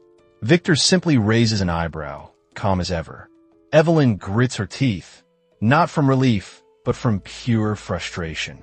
Black is interfering with every plan she set in motion. But Black still isn't finished. He reminds Victor of the promise, the victory wine that Victor vowed to give him after completing the mission. Black steps forward and requests for the wine. The gesture is clear. If Victor refuses to hand it to him, it means only one thing. The wine was tampered with. In other words, the bastard is now cornered. Victor stands frozen, completely at a loss. Evelyn and Black are practically wrestling for the chance to get the wine. One fighting to prove innocence, the other desperate to make Victor keep his promise. The scene is so rare that Victor finds it oddly entertaining. After their endless bickering, Victor finally reaches a conclusion. He drinks the wine himself. No one expects that. Not even his niece, who instantly stiffens with concern. The room goes silent as everyone holds their breath, waiting for the worst. Shockingly, nothing happens to Victor. He even comments that the wine tastes good. Confusion spreads across every face in the room. Seeing this, Victor smiles and wonders why they are acting surprised. The wine is taken from his brother's chamber. His suspicion only concerns Evelyn possibly killing the king. He never said anything about the wine being poisoned. In short, Victor ends up playing both Evelyn and Black. The guy just ran a loyalty check on two people at once. Victor claims the entire ordeal is simply a test of their loyalty and wonders how the two took it so seriously. Evelyn trembles, fully convinced she has fallen straight into Victor's trap. With the matter settled, Victor turns to leave, announcing that he will prepare the funeral. Before walking out, he tells both Evelyn and Black to leave as well. Black glances at Evelyn, who looks moments away from a complete breakdown. Meanwhile, Victor's lips curl into a wicked grin. So this is what it means to sprinkle water so the dust doesn't rise. What a clever bastard. Black gently suggests that Evelyn should take care of her head injury. Instead, she grabs him in frustration, revealing how dire the situation has become. She blames Black for everything. Black's helpless expression shows he understands, but even he did not expect Victor to pull such a move in the end. Evelyn snaps, calling him an idiot and demanding to know why he didn't think things through. This move is far too naive, even for him. Victor may not be able to get rid of him easily, but now he knows everything. They practically placed all their cards on the enemy's table, and the prince is already on his way to check on her. Evelyn continues ranting, calling Black a massive idiot. The poor guy literally rushed from the battlefield to help her, yet he's the one getting chewed out. Suddenly, Evelyn feels her strength slipping away. She collapses. Honestly, it would have been better if Black had listened to Howard. When Evelyn opens her eyes again, she finds Lowen beside her, calmly asking if she had a bad dream. Confusion clouds her expression. Lowen reminds her gently to avoid pushing herself too hard. But something feels strange to Evelyn. Lowen's hands are warm. Lowen senses her confusion. Evelyn admits she doesn't know what to do anymore. Fear weighs heavily on her, and she believes she ruined everything. Lowen reassures her. No matter what choice she makes, he remains proud of her. He instructs her to open her eyes fully, promising the answer to her worries is right before her. When she does, she finds Black sitting beside her. Black explains she suffered from a high fever and needs rest. Evelyn slowly sits up, unsure if this is still a dream, but Black's serious stare leaves no room for doubt. Then he mutters something that shocks her. He has made preparations. If Evelyn wants it, both of them can leave Alterik. At first, Evelyn thinks she misheard. Black calmly suggests a place called Re-Dinhalt, explaining that everything is already arranged. Later, she can even buy a new identity. His intentions look sincere, yet Evelyn refuses on the spot. She even insults him, calling him a lowly thing. Black narrows his eyes and asks if she has any means left based on the situation. Evelyn believes she understands the situation better than anyone. She would rather die with her noble pride than run away and live with her head lowered. Black wonders if such stubbornness is worth the trouble. Evelyn explains this is what nobles call pride, something she claims someone as insignificant as him can never understand. Poor Black tries to help, but every attempt ends with him getting roasted. Evelyn adds another jab, saying he probably thinks he has become someone important just because they once slept together. That one hits deep, yet Black stays silent. In the end, he decides to leave, sensing she will never listen to reason. A few days later, the king's funeral takes place. From that day on, all national events are postponed. Evelyn views this quiet period as the last chance to take action. Whatever it takes, she intends to ruin Victor's plans. After the funeral, heavy rain begins to pour. Evelyn uses the moment to ask Oscar about his upcoming visit to Vestria. At first, Oscar seems startled, but explains he was invited for scheduled medical research. He hesitates to leave her in such a tense atmosphere, but Evelyn urges him to go with her daughter. He agrees, but suggests waiting in Alterik until the situation cools. Evelyn refuses, insisting he travels because her daughter has always wanted to see the zoo. Oscar notes that the trip itself poses no problem. Still, under her firm persistence, he asks if she is planning something. She denies it. Once Oscar departs, someone approaches Evelyn. The same flower girl appears again, offering a blue flower along with a message. Evelyn notices a paper tucked into the petals. The hidden note instructs her to come alone to the hut at midnight. Naturally, the sender of both the flower and the message is Black. Time shifts to the hut deep within the woods. Evelyn arrives exactly on time.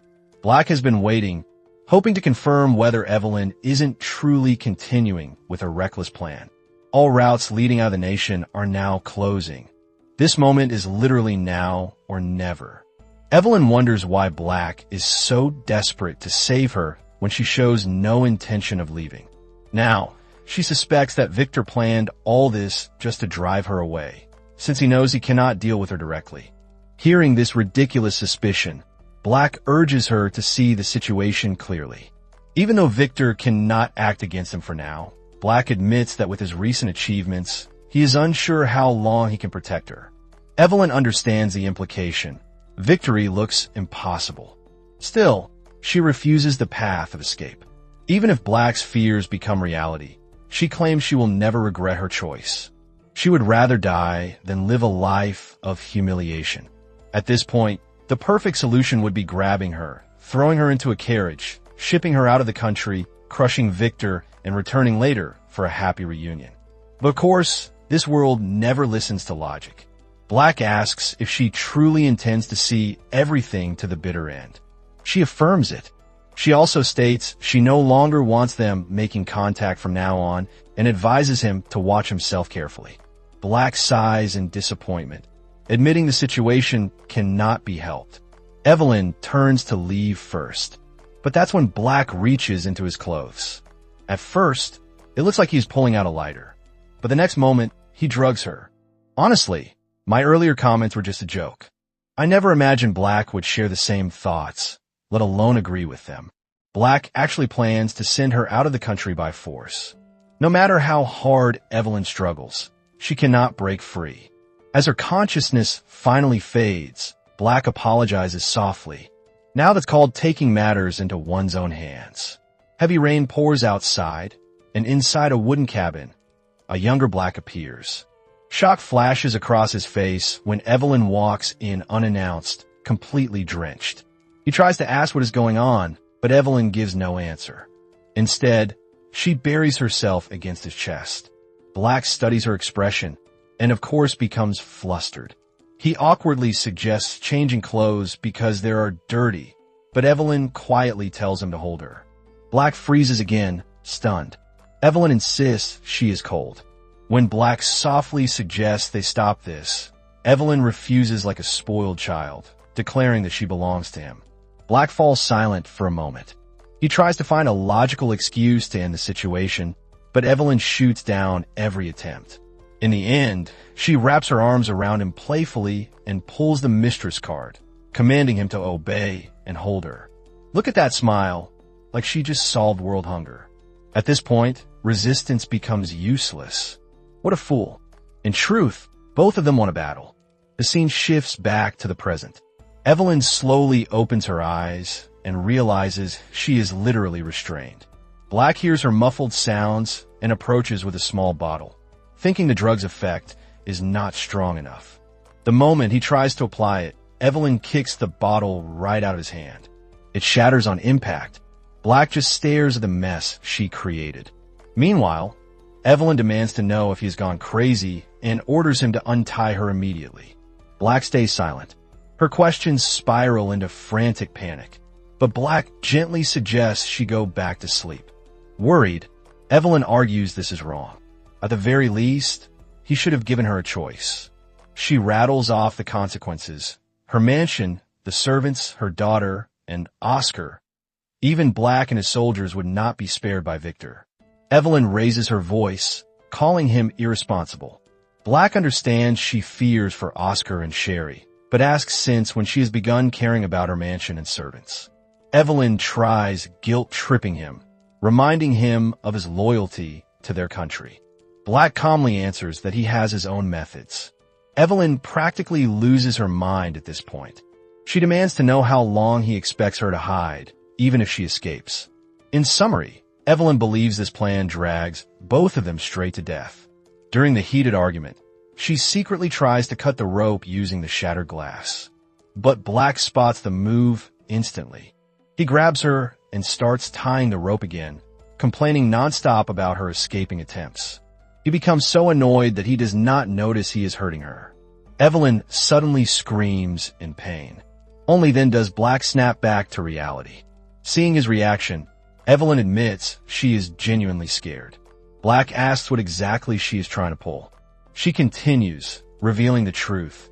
Fear grips her so tightly it feels suffocating. But both of them have come this far, and this is the worst time to make choices based on old emotions. She must carry this responsibility alone. Black's heart softens. He asks why she chooses to burden herself when support is available. Evelyn reveals the painful truth. Fear stops her. Fear of losing control, and even worse, losing him. That confession comes out of nowhere. That is why she always places her own interests first. If enemies discover her weakness, and they already have, it could lead to Black's downfall. Everything begins to make sense in the most heartbreaking way. Just like the past, Evelyn turns to him and asks him to hold her. A wave of nostalgia, mixed with confusion, washes over Black. Evelyn reassures him there is no need to untie her. He only needs to hold her. With the way she says it, refusal becomes impossible. He gently embraces her. He begins apologizing. The truth slips out. He also fears losing her, which is why he planned to push her far away. Evelyn softly reassures him. Finally, both of them open their hearts. Poor things. Evelyn even comments that this moment is something she has longed for all this time. Evelyn takes the lead, closing the distance until their faces nearly touch. It looks like the real battle is about to break out right there on the road. She leans in even further, giving Black permission to touch her. That alone is enough to shock the entire universe, Black included. He barely has time to react before Evelyn suddenly headbutts him. Black quickly unties the rope restraining her hands, still trying to understand what is happening. He wonders if this means her feelings finally match his. Evelyn answers with a calm yes while her hand wanders across his chest. The mood freezes in an instant as she pulls Black's gun from its holster. Black stares at her like she just sprouted a second head. But he is never the target. The real target sits up front, the driver.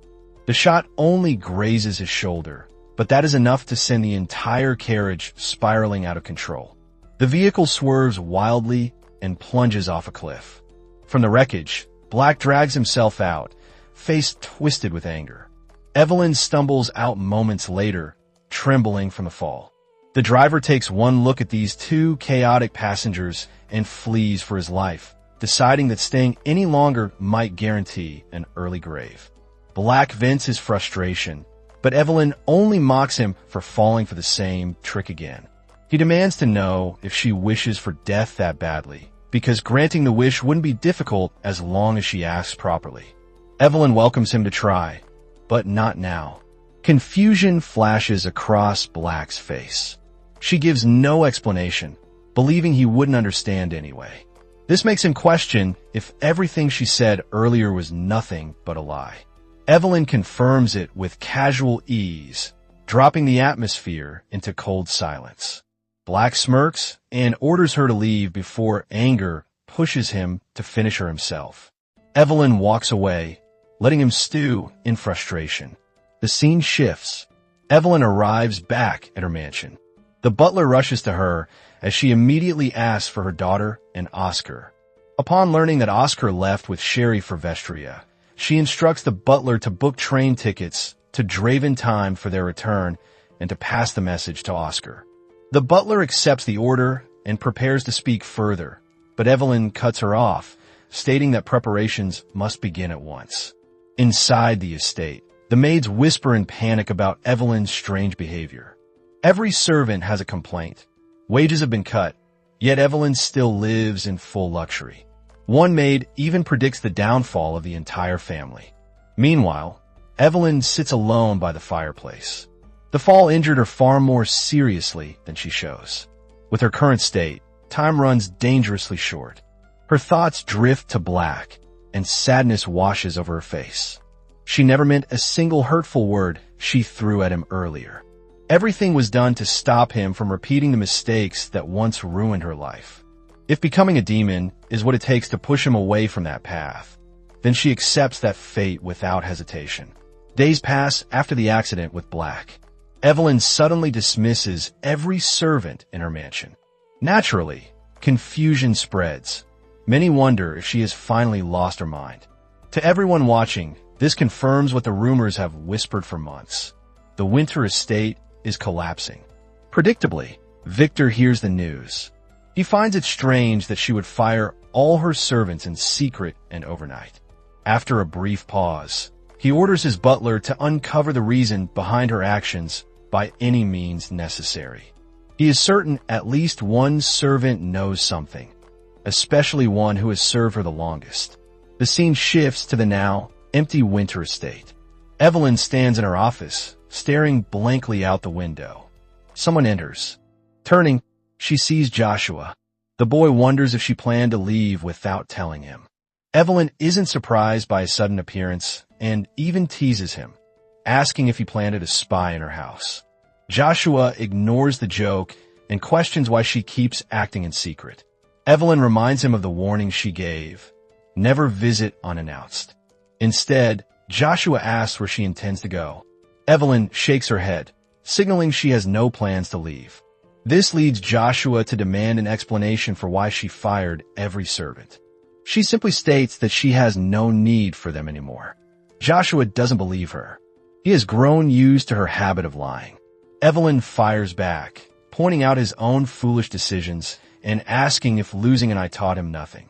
Joshua shifts the topic to Black.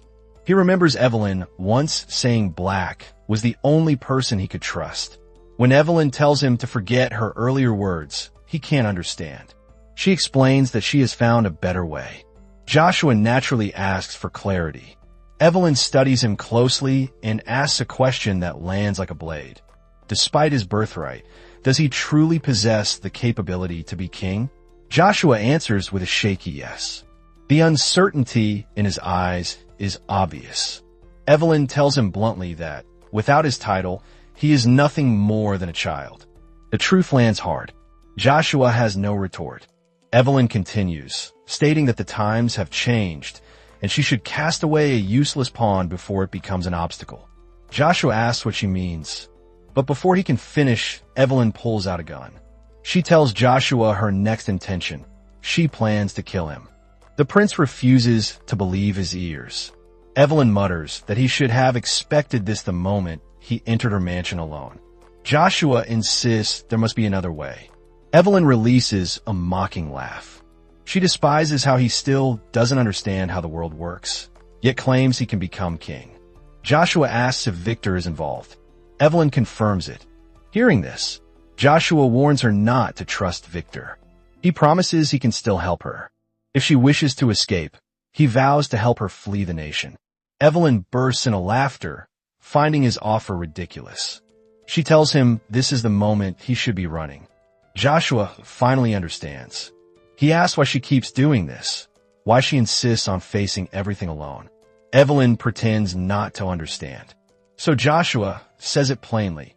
She plays the role of the devil so everyone will hate her, allowing her to shoulder every burden alone. He is certain because the pain in her eyes gives her away. Evelyn jokes, wondering if he suddenly became a saint. But Joshua calmly suggests she share the burden with him. A single shot rings out. Evelyn fires at him, screaming that he must be insane and reminding him he is nothing more than a pawn. Joshua remains steady even as she rants. Then, in the middle of her fury, he confesses that he loves her. Evelyn believes the prince chose the wrong career. He should have become a comedian. Joshua simply offers prayers for her. Evelyn responds with a cold goodbye and fires again. The scene cuts to the snowy wilderness outside. A carriage races through the dark. Joshua's friend urges the driver to go faster, but the driver explains the horses just woke up and whipping them might cause a kick. The friend doesn't care. Fear gnaws at him. Something feels terribly wrong. A bright glow appears in the distance. At 4 a.m, sunrise is impossible. Alarmed, the prince's friend orders the carriage closer. Upon arrival, his entire expression collapses. The Winter estate is engulfed in flames. Because Joshua was known to have visited Evelyn, rumors explode immediately. Everyone assumes Evelyn killed the prince. Worse still, Evelyn herself is missing. The news spreads quickly, reaching both Victor and Black. Both men react with equal shock. The public erupts in chaos after the shocking incident between Evelyn and the Crown Prince. Rumors spread like wildfire. Fear mixes with confusion, and every conversation in the capital circles back to one name, Evelyn Winter. At the Victor's estate, Victor sits in his office with a report in hand. His eyes narrow as he demands answers about what led Evelyn to fire all her servants. 2 servants sit before him, trembling. They insist they know nothing.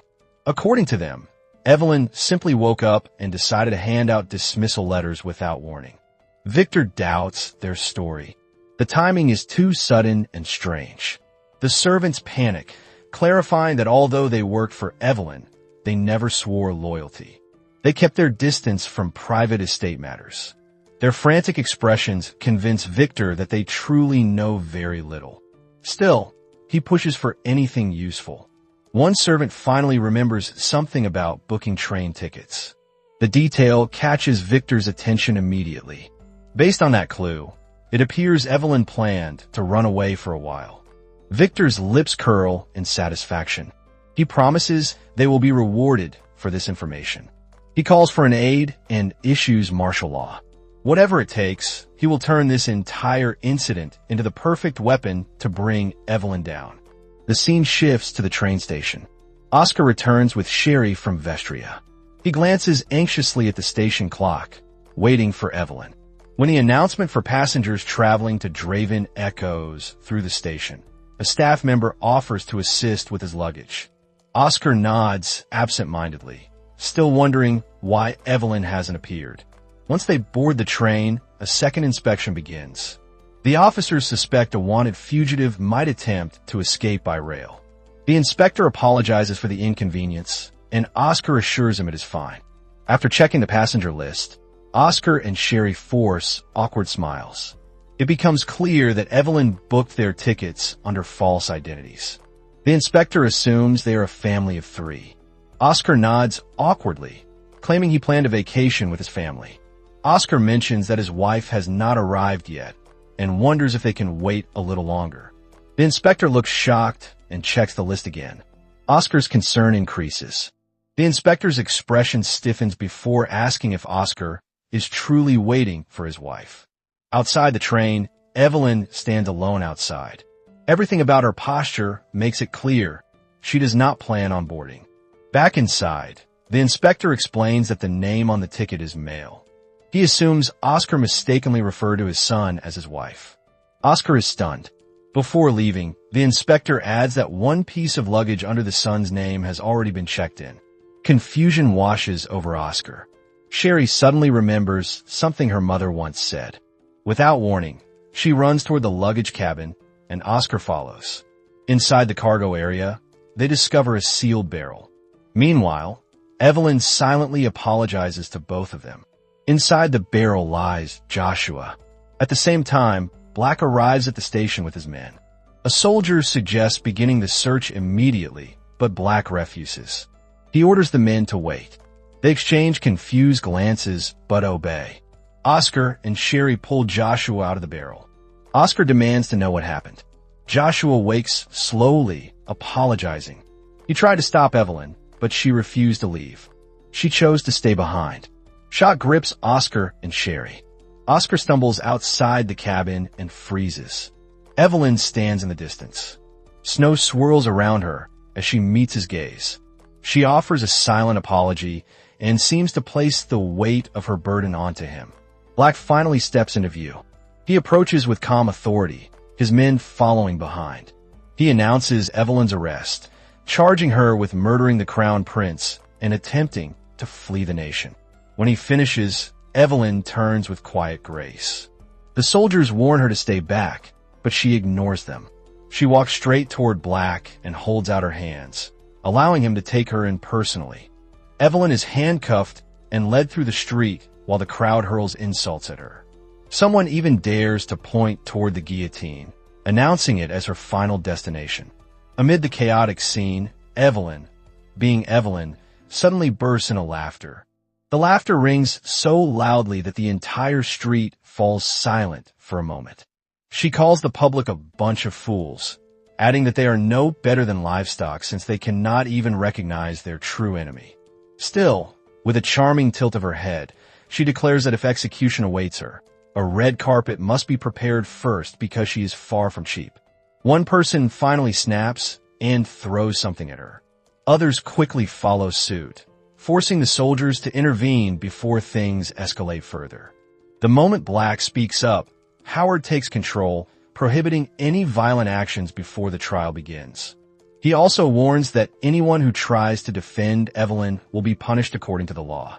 The message is clearly directed at Black. The scene shifts to Evelyn's trial before the council.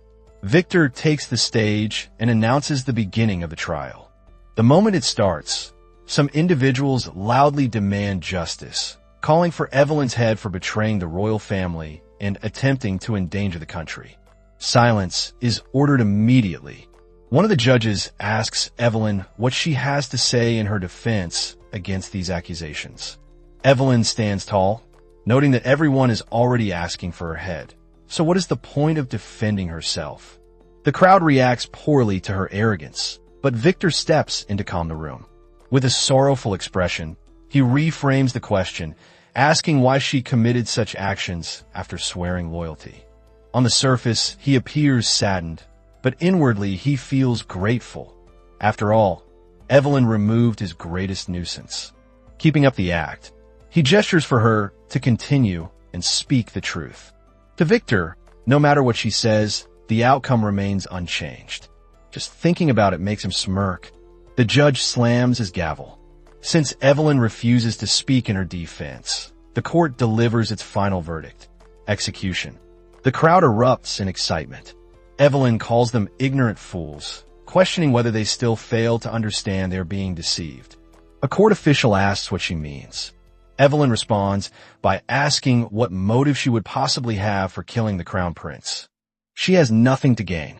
She turns to Victor and asks if he wasn't the one who instigated the entire situation. Victor's eyes widen in shock. Evelyn raises her voice, demanding the court think carefully. There is nothing for her to gain from the prince's death. She insists she was used. If the court wishes to sentence her, then the mastermind must be brought to justice first.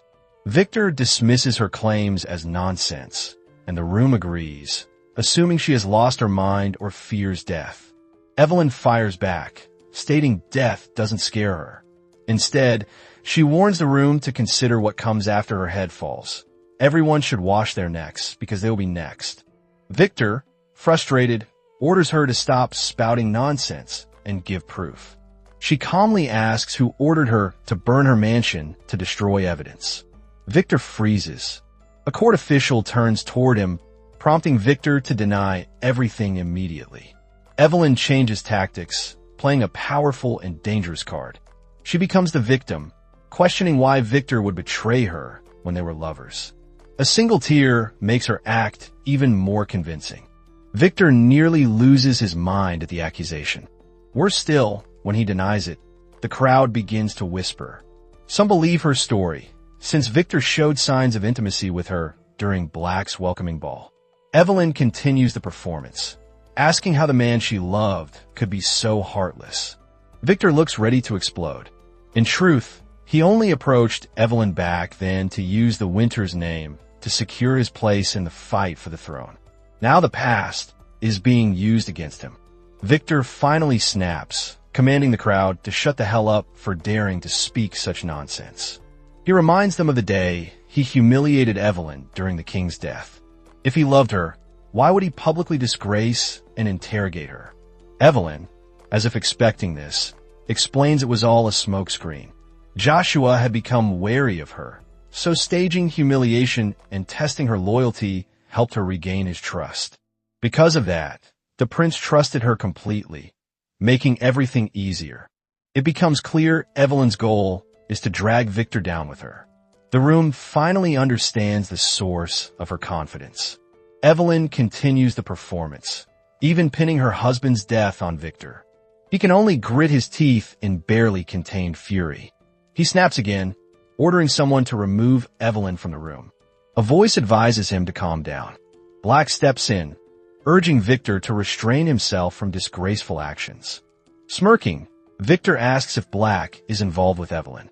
Black's disappointment is obvious, making Victor freeze.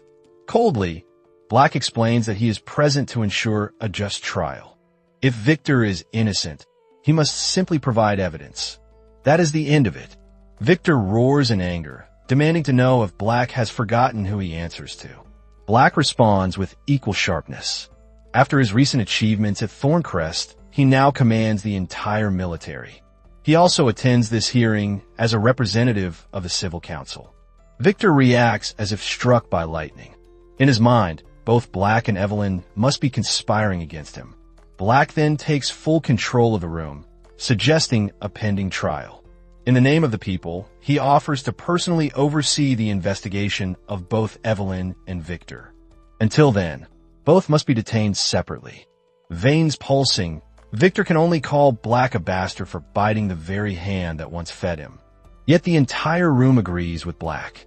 Regardless of title, both Victor and Evelyn must face investigation and consequences.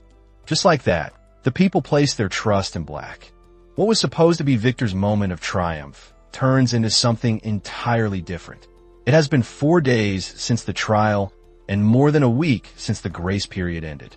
The investigation remains frozen. Victor stays confined in his mansion under house arrest, firmly denying every charge.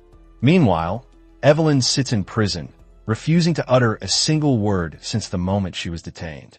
Investigators search the Winter estate for evidence, but the place is nothing more than charred ruins.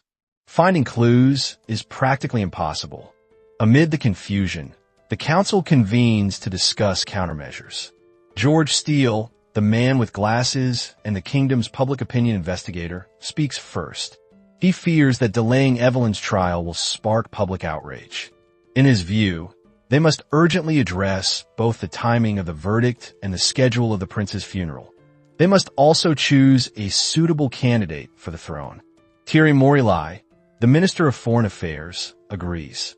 He warns that poor handling of the situation will not only trigger unrest within the kingdom, but also invite neighboring enemies to take advantage of the chaos.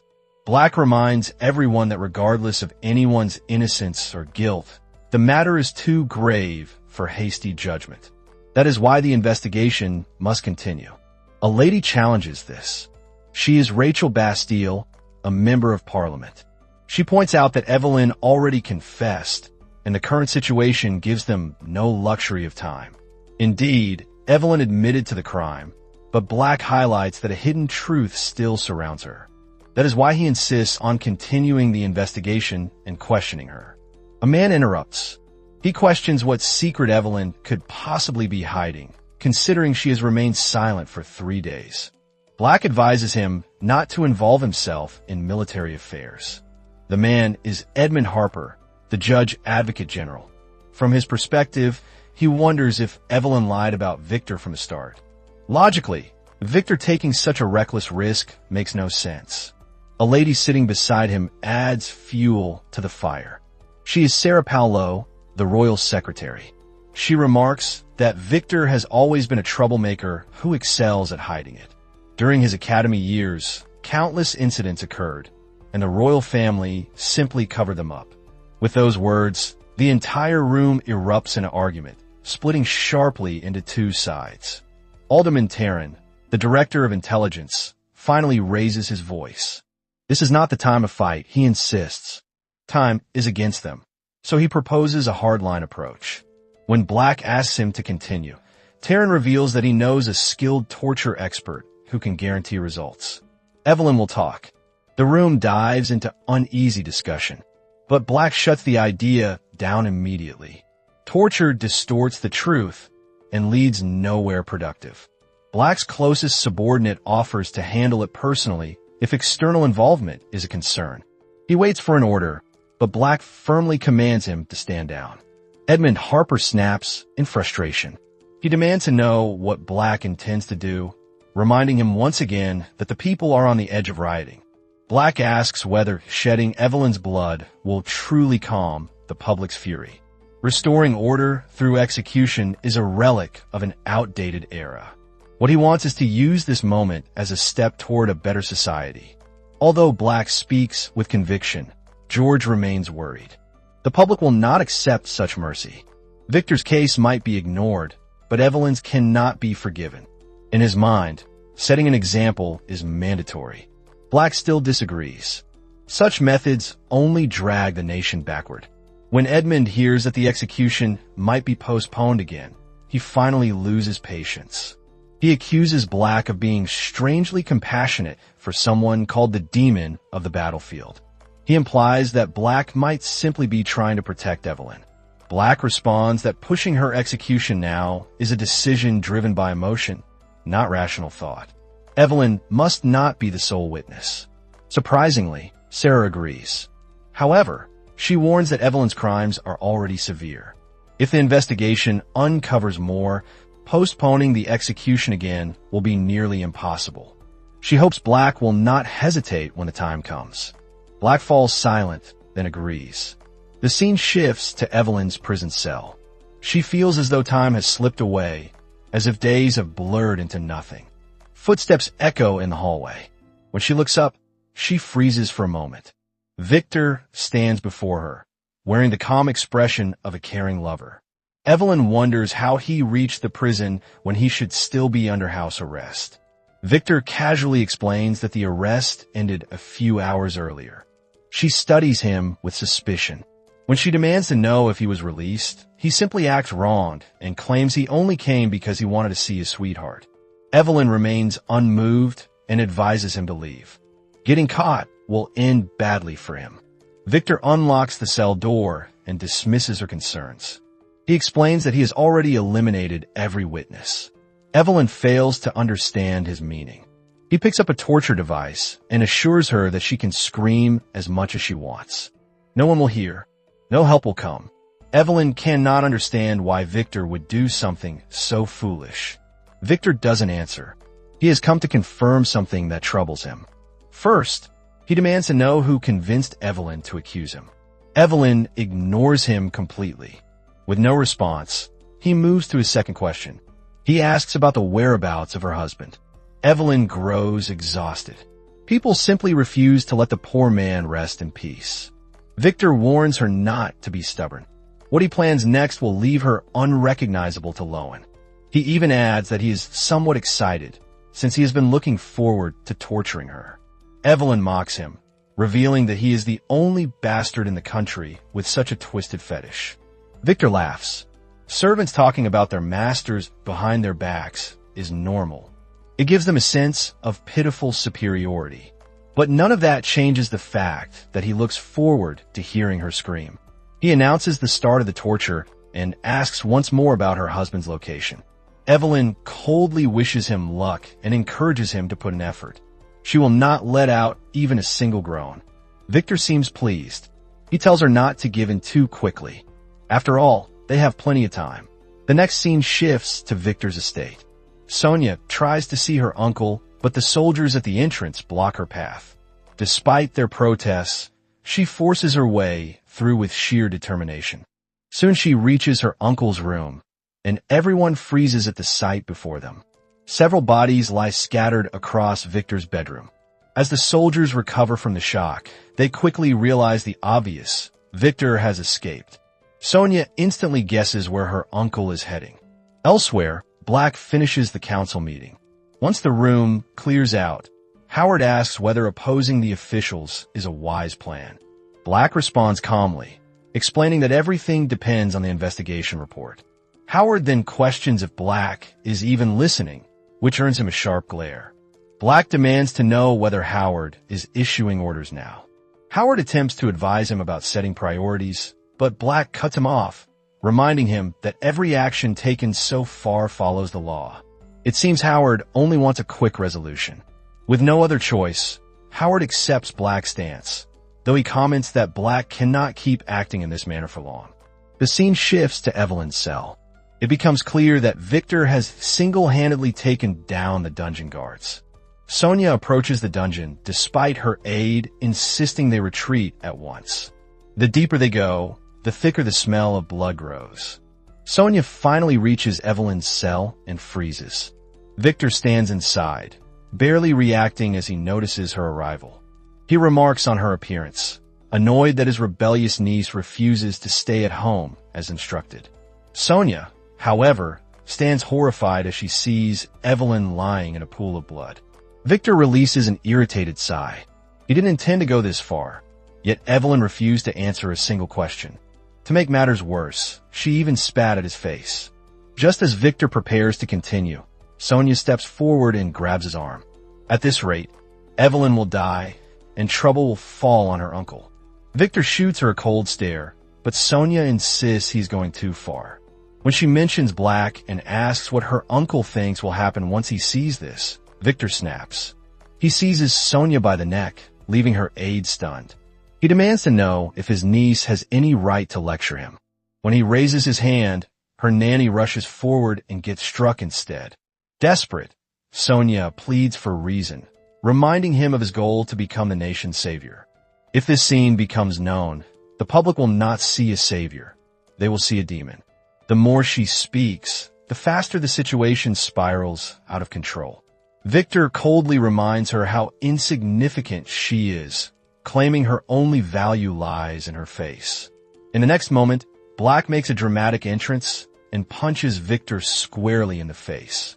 His eyes shift to Sonia, ready to ask why she is here, but then he sees Evelyn. For a moment, Black looks genuinely horrified. Victor uses Black's distraction to attack. He demands to know why Black arrived so late and blames him for Evelyn's condition. If only Black had done his job properly, none of this would have happened. Black orders Sonia to step back. Victor lunges first, and the two clash violently. While struggling, Black informs him of his crimes and promises to make him answer for all of them. Victor bursts into laughter, claiming Black should enjoy this heroic act because once everything is over, revenge is guaranteed. Suddenly, Black snaps Victor's arm. He does it the moment he notices Evelyn trying to finish Victor off with a knife.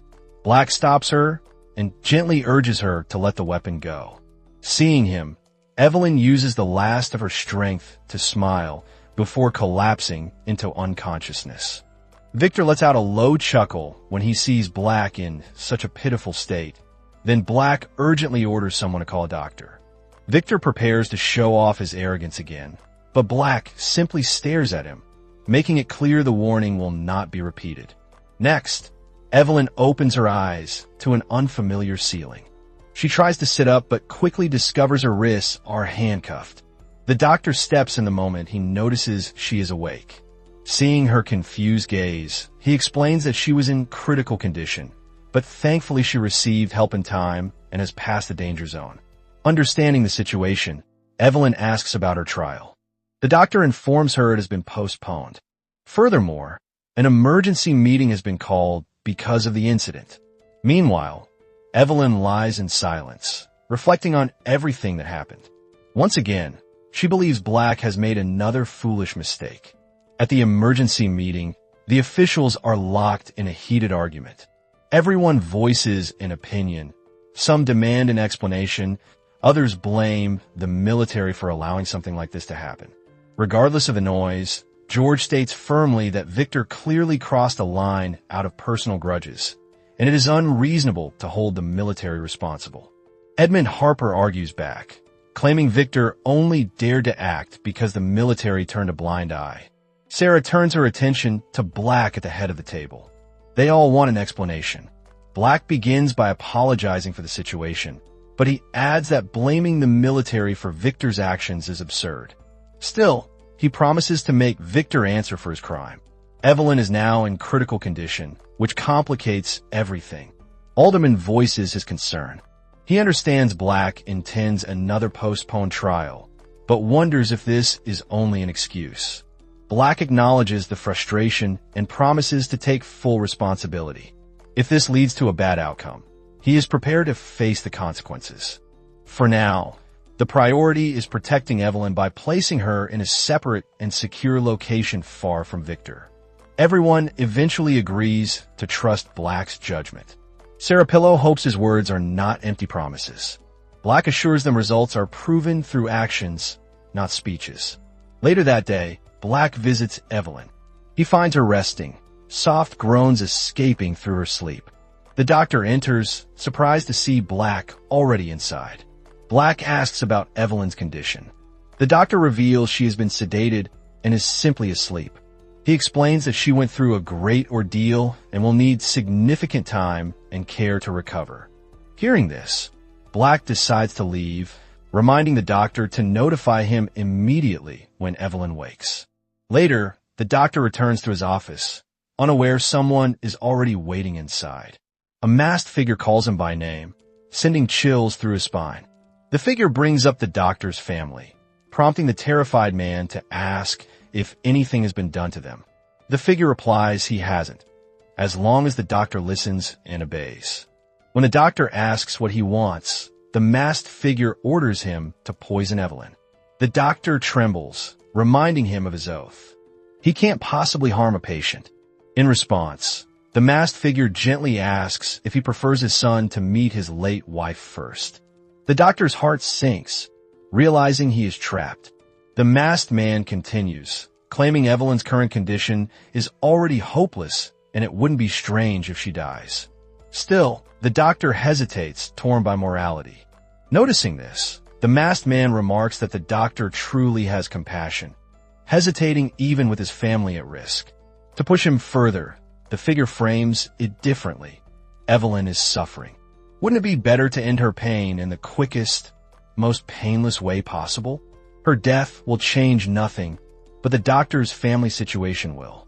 With that, all that remains is the doctor's decision. Meanwhile, Evelyn receives an unexpected visitor. Another cloaked figure steps into her room, this one carrying a knife. Evelyn freezes, unable to understand what is happening. At the same time, the doctor walks toward Evelyn's room, trembling as he prays for forgiveness. But the moment he enters, he stops cold. Evelyn is gone. Her bed is empty. As for the person who saved her, it turns out to be Sonia. A soldier rushes into Black's office with urgent news. The moment he reports that Evelyn is missing from the hospital, Black's eyes widen in shock. Elsewhere, Evelyn is escorted by Sonia and her maid. At the same time, Evelyn admits she is surprised. She always thought Sonia was a child who throws tantrums and can't hide her feelings. Yet here, she is acting brave. Sonia, on the other hand, is equally shocked that Evelyn can joke at a time like this.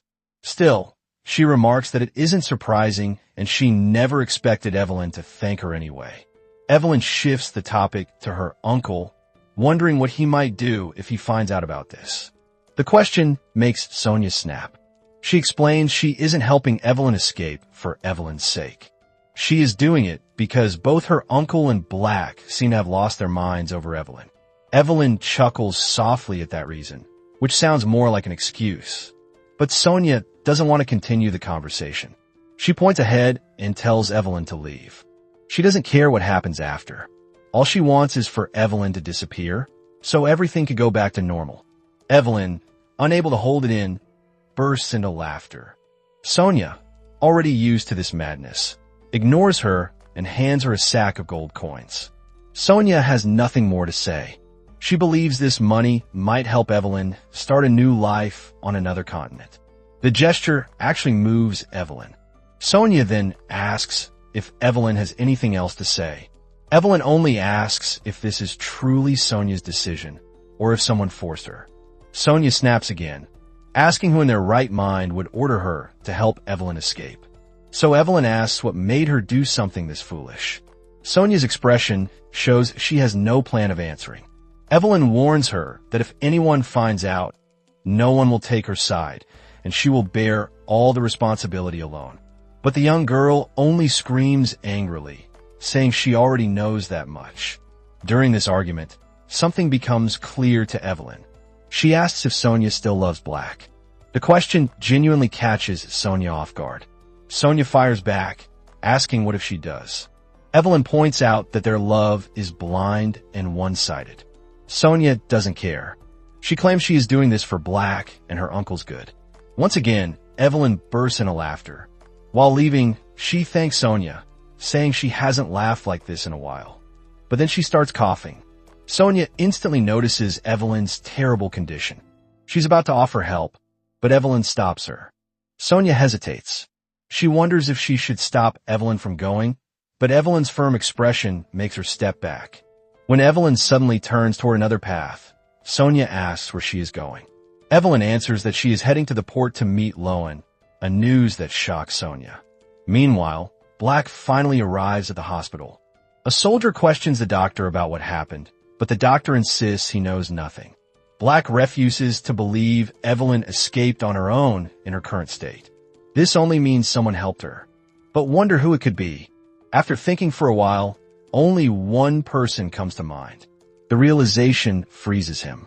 He immediately orders a warrant. The soldier assumes it's for Evelyn, but Black corrects him. It's for her husband. The soldier is confused and shocked, but Black reinforces the command. All troops must be alerted, and every major route and border must be blocked. Seeing Black's sudden shift in temperament, the soldier begs him to calm down. Black grabs the poor man by the uniform, demanding if he understands how dire the situation is. If Loan is involved, everything will collapse. That is why they must move immediately. Inside the city, patrolling soldiers create a wave of unease as people wonder what might have happened.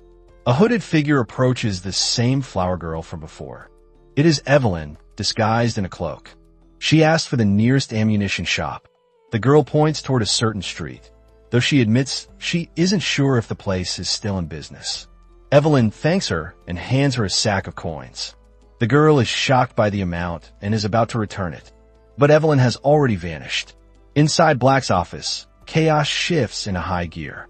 As more reports come in, Black shouts at his subordinates and orders that the Winters be found at all cost.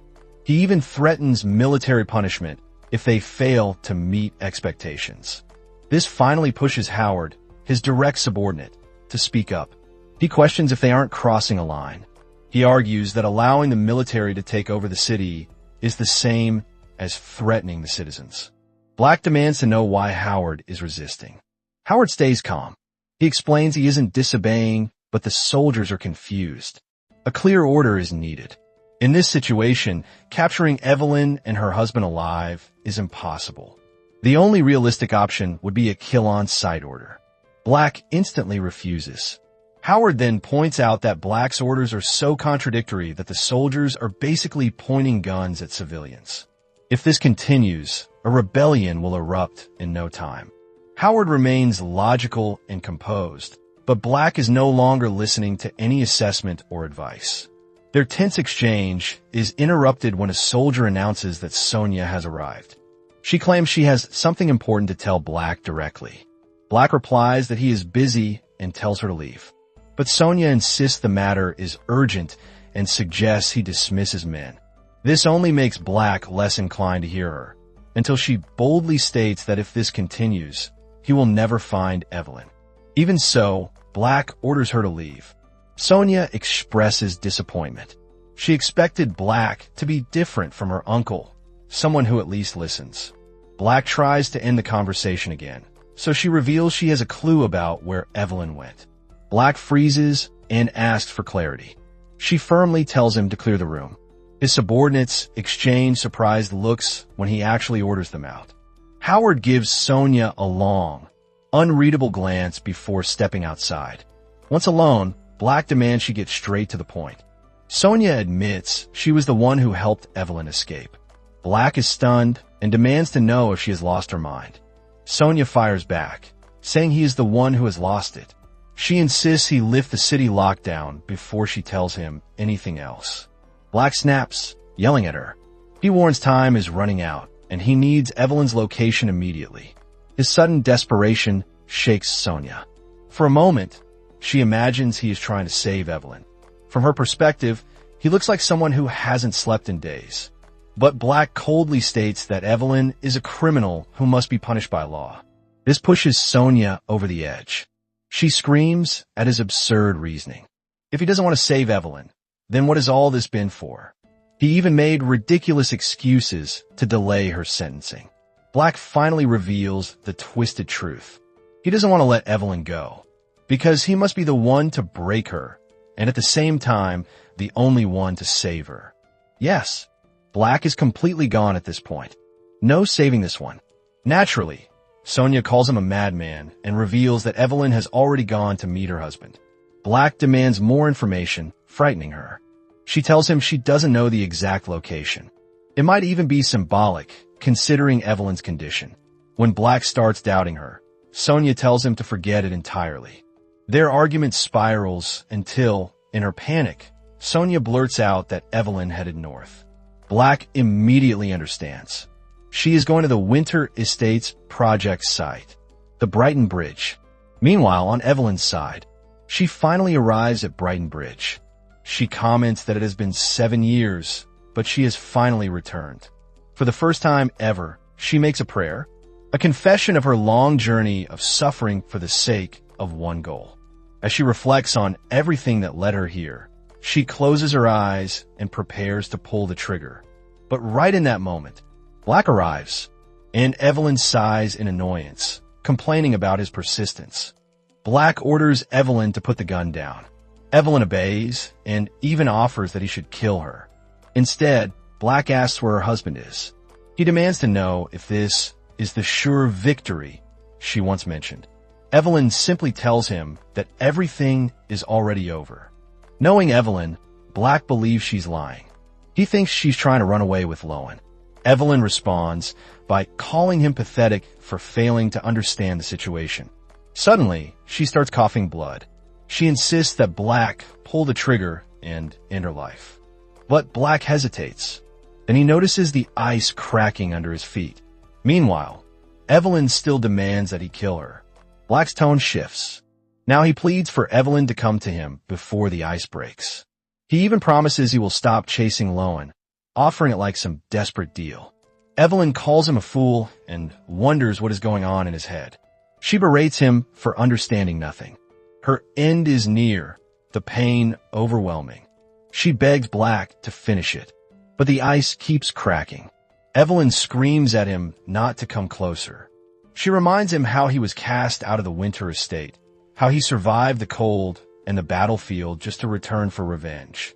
But to her shock, Black says he finally understands everything, and that is exactly why he can't bring himself to kill her. Poor guy reaches enlightenment far too late. Evelyn grits her teeth and takes a different approach. She grabs the gun and begins listing her crimes, smuggling weapons to the enemy, assassinating the king and the crown prince. But no matter what she says now, it's too late. He already sees her true intention. Poor Black stands there like a love-struck fool. Defeated, Evelyn starts banging her head against the ice. Black urges her to stop, but she continues, calling for Lowen to come and take her. Black instantly becomes alert. When he demands Lowen show himself, Evelyn tells him not to worry. Black looks genuinely confused. When he asks what she means, Evelyn begins laughing. And with a Joker-like expression, she reveals that 7 years ago, at this exact spot, she killed her husband with her own hands. Black freezes for a moment, as if trying to process the truth bomb Evelyn casually drops. Evelyn, still managing that twisted expression, says he shouldn't be so surprised. She's the one who plunged the country into chaos. Naturally, Black asks why she killed her husband. Evelyn reveals that Lowen became an obstacle, standing in her way, so she needed to carve her own path. Black asks if this was the result she wanted from the very beginning. Evelyn responds by telling him to just shoot her instead. Black finds it pitiful. She has clearly lost her mind. In the end, he puts his gun away. Evelyn is extremely disappointed. She even questions if Black is really a man, since he can't act without someone giving him orders. But after second thought, she admits inwardly that it's partly her fault he turned out this way. Suddenly, part of the ice cracks completely, and Evelyn dives into the freezing water. If Black won't kill her, she'll end everything herself. But Black is a love-struck fool at this point. He jumps in, saves Evelyn, and surfaces with her. The next scene moves to Black's mansion. Despite the nation sinking into chaos, Black urgently orders his butler to fetch a doctor. The butler notices something strange, but decides to keep his thoughts to himself. Meanwhile, Black sits by the fireplace with Evelyn in his arms. That's when a furious Howard enters. Seeing Black, he casually remarks that Black is truly something else. Black ignores the comment and asks about the doctor. Howard's answer makes it clear, no doctor in their right mind will go near Evelyn. Howard tells Black to get a grip and asks if he's completely unaware of the chaos outside. Black stays silent. Howard ends the pointless argument by tossing him a knife. He demands that Black kill Evelyn with his own hands. Seeing Black hesitate, Howard reminds him how close they are to victory and asks if he plans to ruin everything because of Evelyn. Finally fed up with Black's silence, Howard tells him to snap out of it. Has he forgotten his duties as the leader of the Red Hawks? Black is the one who personally designed their symbol using the blood of their fallen mercenary brothers. Howard asks if he intends to forget those brothers and their sacrifices. He reminds him that Evelyn is the one who threw the country into chaos. Howard demands Black prove himself as their leader and honor everything they have fought for. The Red Hawks do not tolerate traitors. No matter how much Howard talks, Black finds himself sinking deeper into his own inner turmoil. The scene cuts abruptly to the Winter Estate, where Evelyn prepares to reveal something crucial to her butler. She orders the matter to remain a secret for life. The butler vows to protect it, remembering how Evelyn once saved her son. With that settled, Evelyn instructs her to arrange funds for the Red Hawk Brotherhood and reminds her that this information must never be disclosed. The butler hesitates for a moment, prompting Evelyn to say she understands rejection and can even help her find a new job elsewhere. This terrifies the butler, who instantly refuses and promises to create a discreet channel that will transfer the funds without raising suspicion. Back in the present, Howard continues yelling at Black, demanding answers for his reckless actions. He reminds him of the promise they once made to wipe out corrupt aristocrats. Black stays completely silent, lifeless even, making Howard snap. He calls Black an idiot and warns that their brothers are waiting for orders. Howard prepares to take charge himself, only to freeze when a soldier rushes in with something in hand. The soldier apologizes for interrupting, but explains that a discovery was made during the evidence search at the Winter Estate. Howard snatches the item, glances at it, calls it trash, and tosses it toward Black. But the moment Black sees it, his eyes widen. The story shifts briefly to a moment from the past. The butler once suggested a method for communicating with the Red Hawk Brotherhood. Evelyn rests her chin in thought, realizing they need a password to avoid leaving traces. When Evelyn casually suggests the password Blue Rose, the butler looks completely bewildered. She asks if the name holds a special meaning. Evelyn simply says she likes it. The same blue flower now was retrieved inside a safe, almost certainly the one Evelyn instructed the prince to retrieve during the time she was accused of murdering the king. In the present, Black reaches for the flower with trembling hands. Recognition hits hard. It is the blue flower he once crafted for Evelyn back in the day. She liked the flower back then, though she mentioned it was sad that the flower had no scent. This small memory now shatters his entire world. The revelation crashes into him all at once. Evelyn had been secretly helping him from the beginning. Her feelings were real. Meanwhile, Black sits there like a heartbroken philosopher, questioning the meaning of love itself. Legend says enlightenment arrives late, but this is just cruel. Another soldier arrives with urgent news. Angry citizens have gathered outside Black's estate, demanding justice and answers. Howard, unaware of Black's turmoil, volunteers to handle the situation and orders Black to sort himself out before his return.